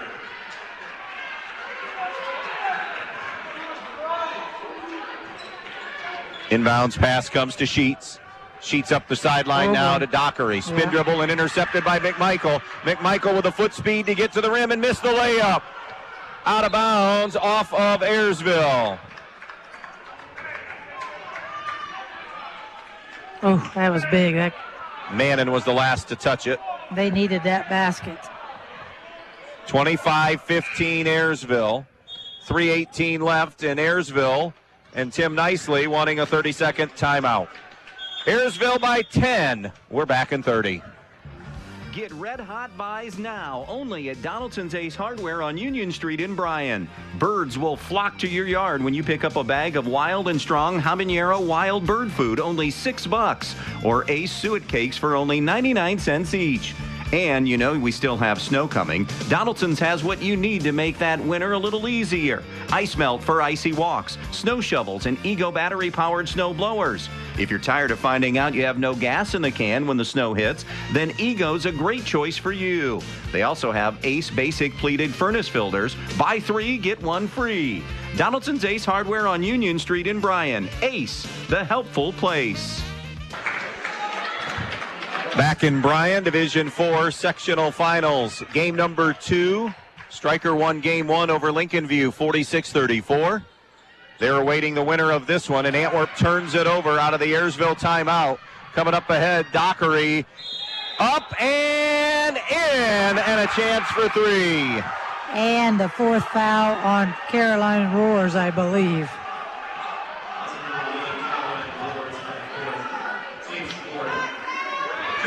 A dozen now for Dockery, joining Schindler with 12.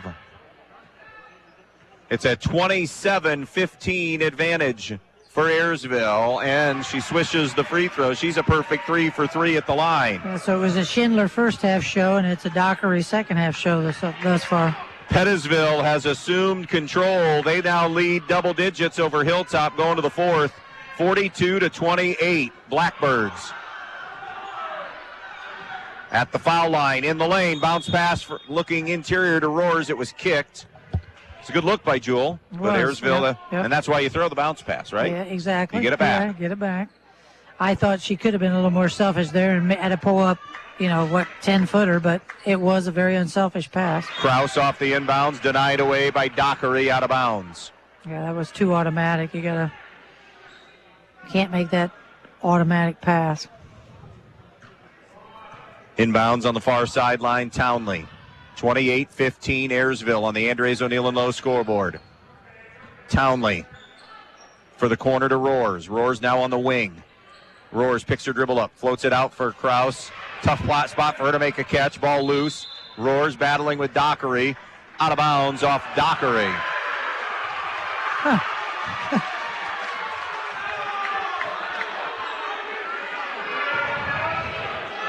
He's really rolling the dice with Roars. She has 4, and this is late in the third quarter.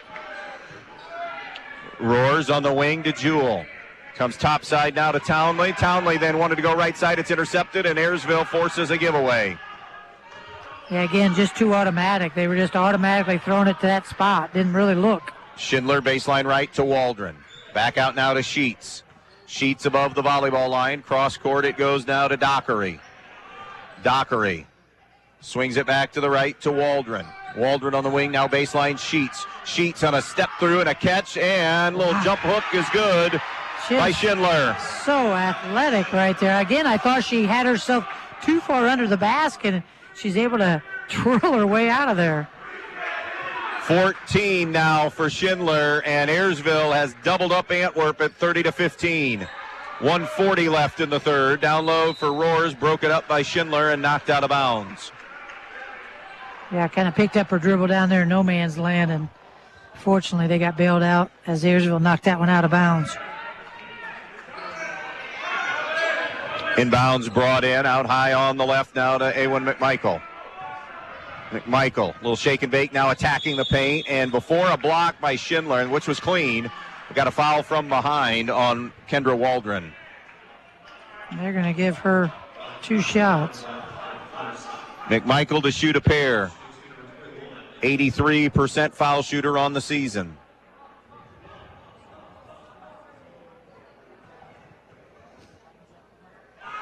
First one rattles in and out for her.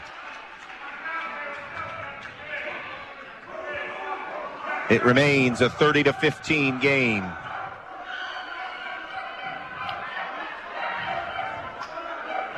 Second offering from McMichael. Good. Nice adjustment. Actually, the first one I thought was as much in as it was in and out. Antwerp 5 of 6 from the foul line as a team tonight. Neva Sheets turn to the corner right side. Drive and kick to Waldron. Skip pass now to Dockery. Into the post to Waldron. Back out on a jump shot. Good. That was Mannon out to Waldron. And Waldron hits the medium-range jumper, her first basket of the night. Yeah, they're hot. They are just shooting the basketball extremely well. 7 of 9 in the third quarter. Yeah, down low to a wide-open Jewell, and her turnaround is good. Yeah, 6 for Haley Jewell. I just really like to see that young lady be more involved in the offense. I just think she could be that scorer. I think she has been, but she's not aggressive.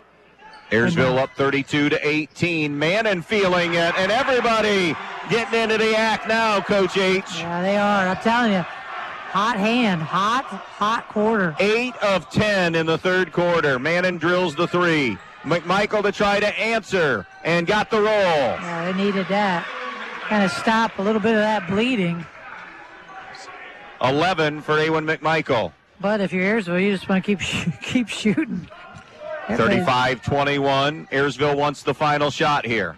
Mannon sets a screen for for Sheets. Sheets comes to get it. 8 on the clock. Sheets on the right side. McMichael, a blocking foul. And that'll be her second.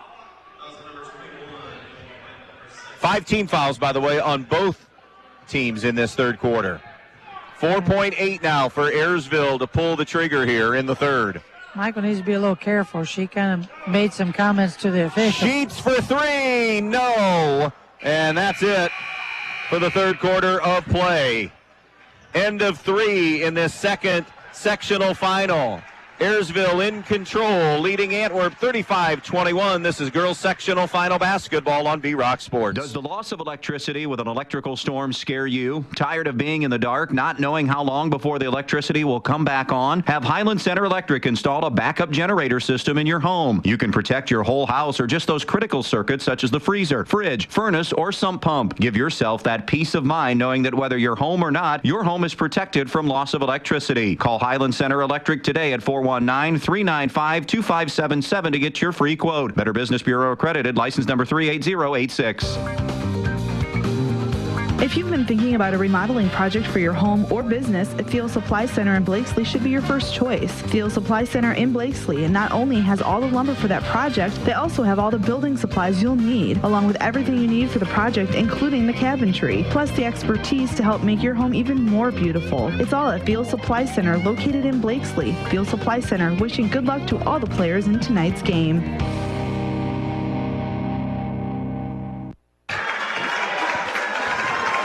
Going to the fourth quarter now, where Ayersville is up 35-21 over Antwerp.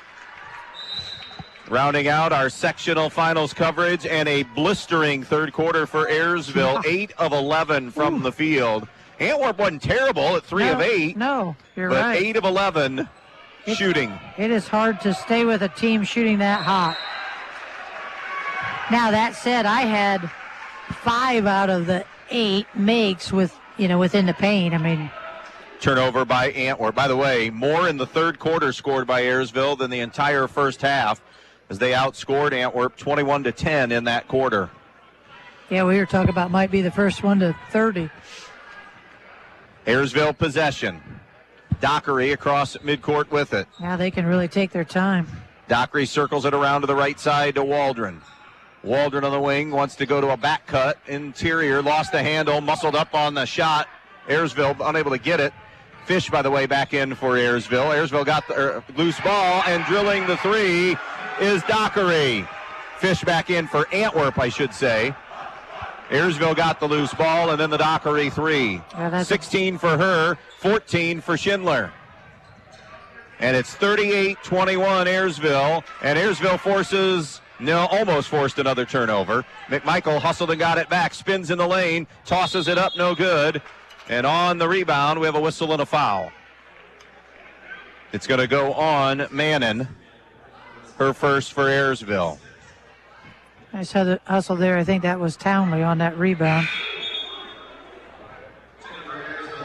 16 fouls on Ayersville, 5 on Antwerp. Mannon going to be replaced by Mabel McGuire. Townley looking. Brings it out towards Roars. Roars with a basketball. Now it's Jewell. Jewell facing against this 2-3. Skip pass right side to Roars. Antwerp 7 of 19 through 3 quarters of play. Here's McMichael out at the volleyball line. Now on the wing to Jewell. Jewell dribble drive along the baseline and had it knocked away, poked out of bounds by the Lady Pilots. 6.5 left. 38-21 Ayersville on the Andres O'Neill and Lowe scoreboard. Yeah, again, that stagnant. We talked about it in the first half for Antwerp, and a little bit stagnant here offensively. Inbounds to McMichael, launches a 3, rattles around, no good. And on the board, a foul on Antwerp. Yeah. No, a foul on Ayersville, beg your pardon, on the rebound. Sorry about that. Another nice job by Emma Townley on the boards. Really working hard. Schindler gets her third of the evening. And Townley, who has not scored, will shoot a pair. 3.5 points, 5 rebounds a game, 54% foul shooter, and makes the first one. That is a bright spot for Antwerp. They've been shooting their free throws well. Just got to get to the line more. Missed the second one. Rebound Schindler. 38-22 Ayersville. 6:15 left in this one. Stryker awaits the winner. Coming up on Thursday in Defiance. Near Ayersville turnover. Defiance, the Taj Mahal of Northwest Ohio. Boy, that's such a beauty. I haven't been there for a couple of years, and that's just such a... Going to the right now, and a spin move by Schindler. Back into the lane, fadeaway good. Yeah, that's a tough matchup for Roars. 10 for 14 in the second half, Ayersville. Yeah, just incredible. 40-22, Ayersville with the lead. McMichael. Wing jumper for 3. Townley not going to get it. And the board to Ayersville. And now Ayersville. Just take time off that clock and get a good shot. Protect the basketball, make a few field goals, make some free throws, and you're playing in the districts. It looked as if it was going to be Pettisville on the other side, and they would be meeting Crestview. But we'll let you know when anything becomes official. Down low on the right side, the layup not good by Waldron. Rebound to Antwerp. Coming ahead with it is Jewell. 5 minutes and counting to play. 40-22 Ayersville. At the elbow, it's Fish. She'll face up and take a 15-footer, no good. Antwerp 0 for 4 from the field in this fourth quarter. You're listening to sectional final basketball here on WBNO FM in Bryan. Ayersville wants a timeout. 4:40 to play. 40-22 Ayersville on B-Rock Sports. Tournament time brings out the best in all of us. Responding to pressure, answering the challenge, and rising to our highest levels. That's also what a good education can do, and that's why you need Northwest State Community College. Whether you're looking for job skills training with industry credentials, a 2-year degree, or even a transfer pathway to a 4-year school, we can help. We also have lots of scholarship opportunities available. The clock is ticking. It's time to make your move. Visit northweststate.edu or call 419-267-1320 today.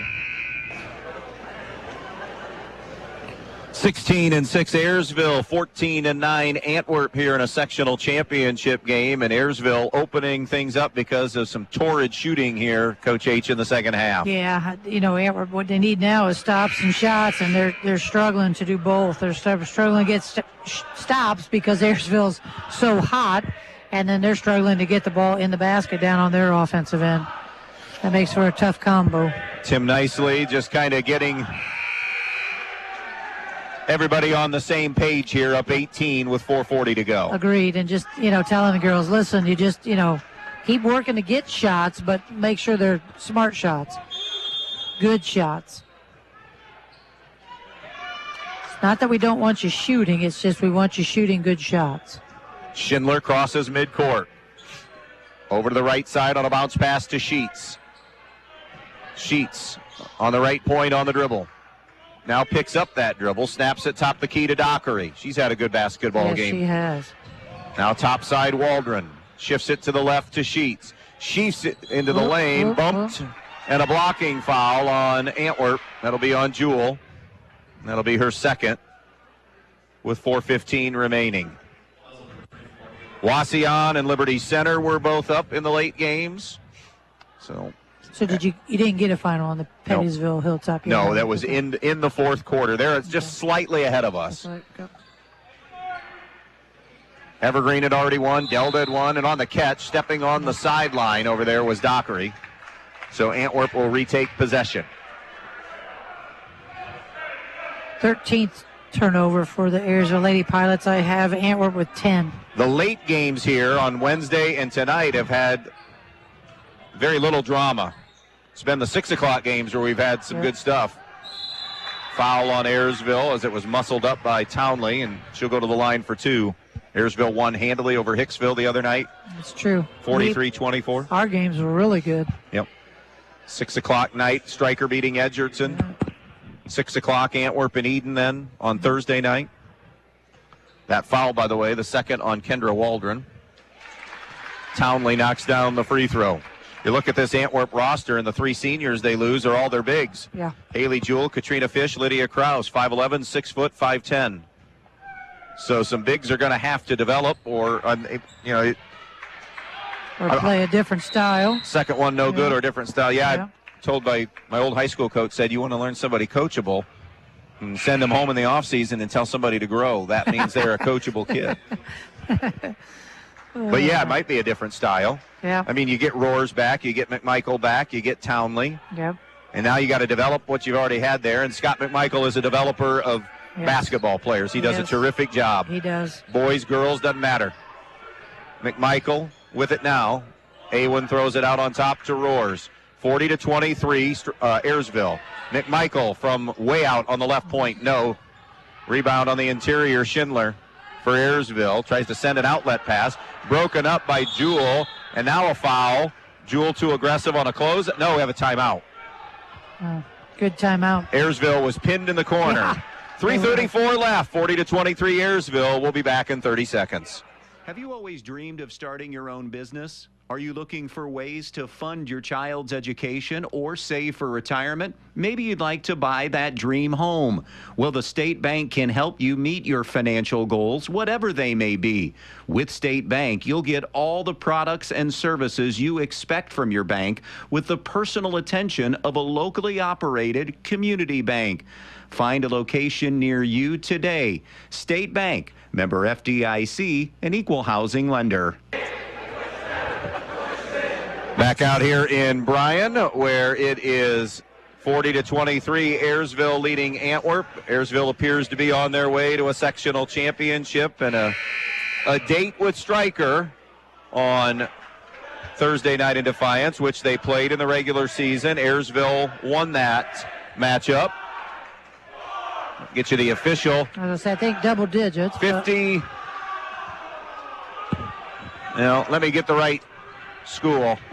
50-38. 50-38 on February 4th. So a Saturday game.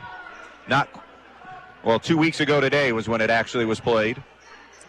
Emma Falk will be back. Yeah. They're going to need her against some of that size that Ayersville has in length. And this will be total concentration on this team in preparation. It's not always total concentration when you're mid-season, and many times you're more worried about your conference games. So this will have full focus. And you know what? Stryker's locked in. Even when they were down to Edgerton, they were locked in. Edgerton just played a heck of about 2.5, 3 quarters. Offensive foul is going to be called on Ayersville. It'll be on Mannon on a moving screen with 3:07 left.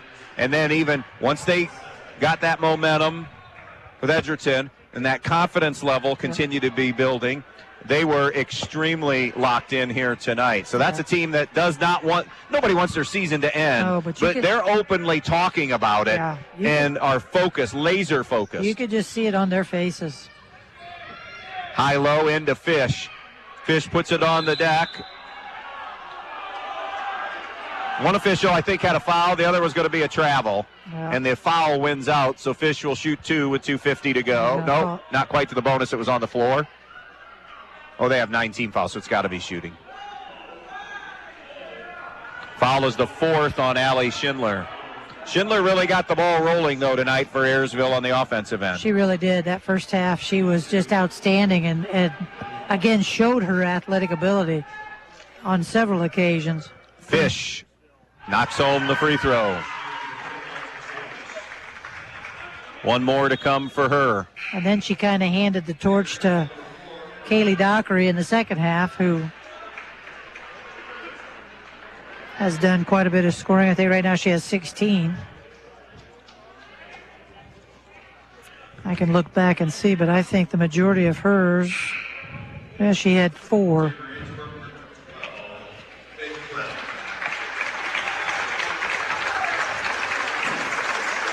And now Scott McMichael, classy move here. He knows. Yep. He's going to get his seniors out. Yep. And now you see the emotion. Jewell will finish with 6. Kraus did not score. Fish will be the next one. And she's the shooter. Didn't get the free throw to go. The rebound to Sheets with 2:48 and counting.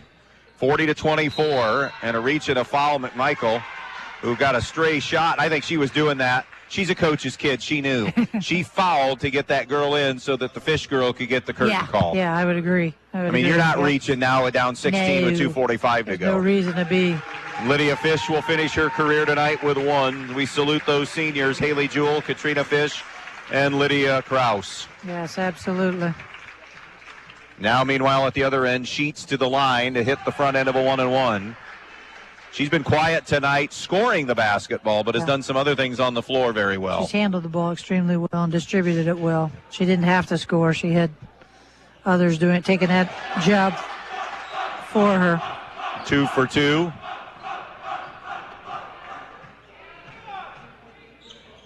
A lot of Faith Clem is out there now for Ayersville.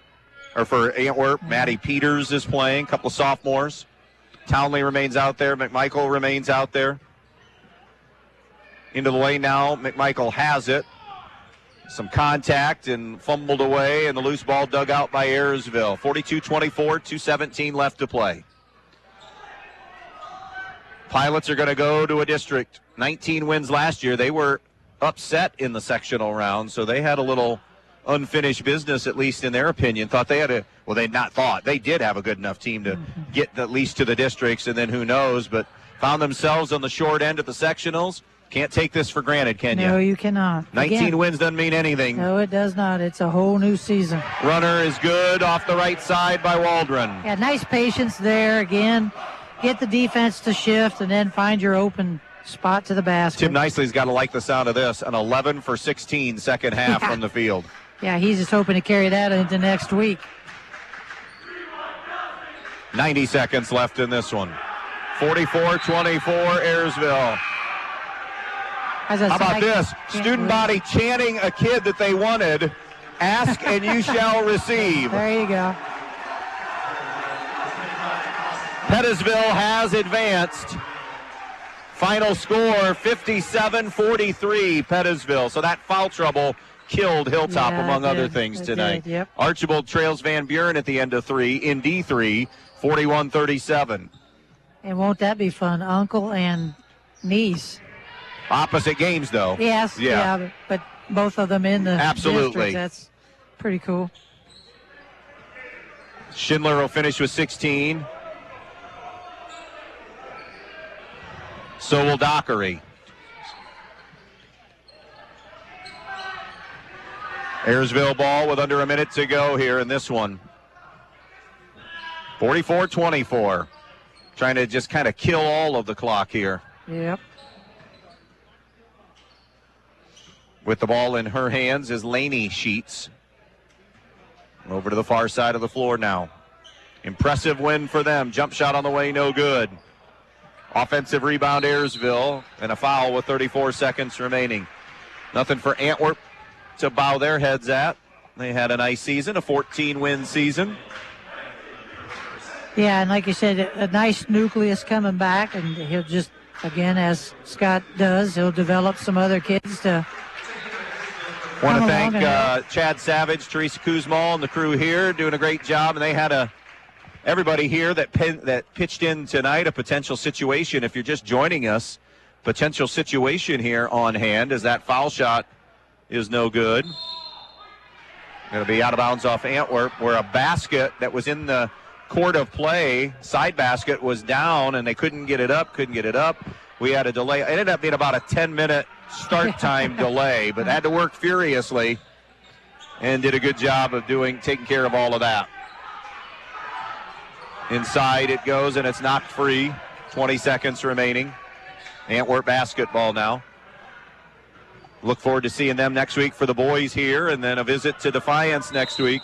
And it'll be a single game visit as Antwerp turns it over with 15.7. So the matchups are set. It'll be Stryker Ayersville at 6 on Thursday. You'll hear that on B-Rock. Crestview and Pettisville will play the late game. Congratulations to Jason Waldvogel and the Lady Blackbirds as well. Yeah, nice to see two BBC schools advance. And Ayersville just dribbling out the clock. They are sectional champs tonight. Final score, 44-24, Ayersville. This is sectional final coverage on B-Rock Sports. Check out the newest, most exciting venue in the area. The Eager Beaver Axe Hole is Defiance's first axe throwing venue with axe throwing lanes, VIP room, full service bar, pool leagues, and more. Schedule your lane today. Find them on Facebook, Instagram, or call 419-980-7121. That's 419-980-7121. The Eager Beaver Axe Hole, Defiance's first axe throwing venue. Hi, I'm Emily Schlegel, branch manager at Midwest Community Federal Credit Union in Bryan. We're excited to announce our new location in the Bryan community, just north of the downtown square on State Route 15. Construction is underway and will soon offer a drive-through, night deposit, and rebranded lobby to serve Bryan and all of Williams County better. We'll be opening soon at 221 North Main Street, and you can stay updated by visiting us at midwestcommunity.org. We look forward to serving you. Your home is the one place where everything should be perfect, including your air. Starks Plumbing and Heating Services helps you achieve the perfect air you deserve with reliable, groundbreaking, award-winning Lennox products. Call Starks Plumbing and Heating Services and see how soon you can get a Lennox home comfort system that'll help improve your health and your mood. It doesn't get any more perfect than that. Call us today at 1-800-329-4040 or visit us at starksphs.com. When it comes to choosing a memorial that represents the lasting memories of a person's life, the Fackler Monument Company in Montpelier, Ohio can create exactly what you are looking for, like an eagle soaring through the woods etched on a memorial, a bench that has mom and dad's names engraved into the granite to sit and reflect, a picture of the family farm etched on the stone, or maybe your style is a memorial that has a split headstone with a vase in between for flowers. The Fackler Monument Company of Montpelier, Ohio, serving families in the tri-state area since 1924. Why do so many people travel to Jason East Automotive Services in Edgerton when they want their vehicles repaired? Because Dave Brown and Sam Bailey have over 60 years of experience fixing the problems that other mechanics couldn't.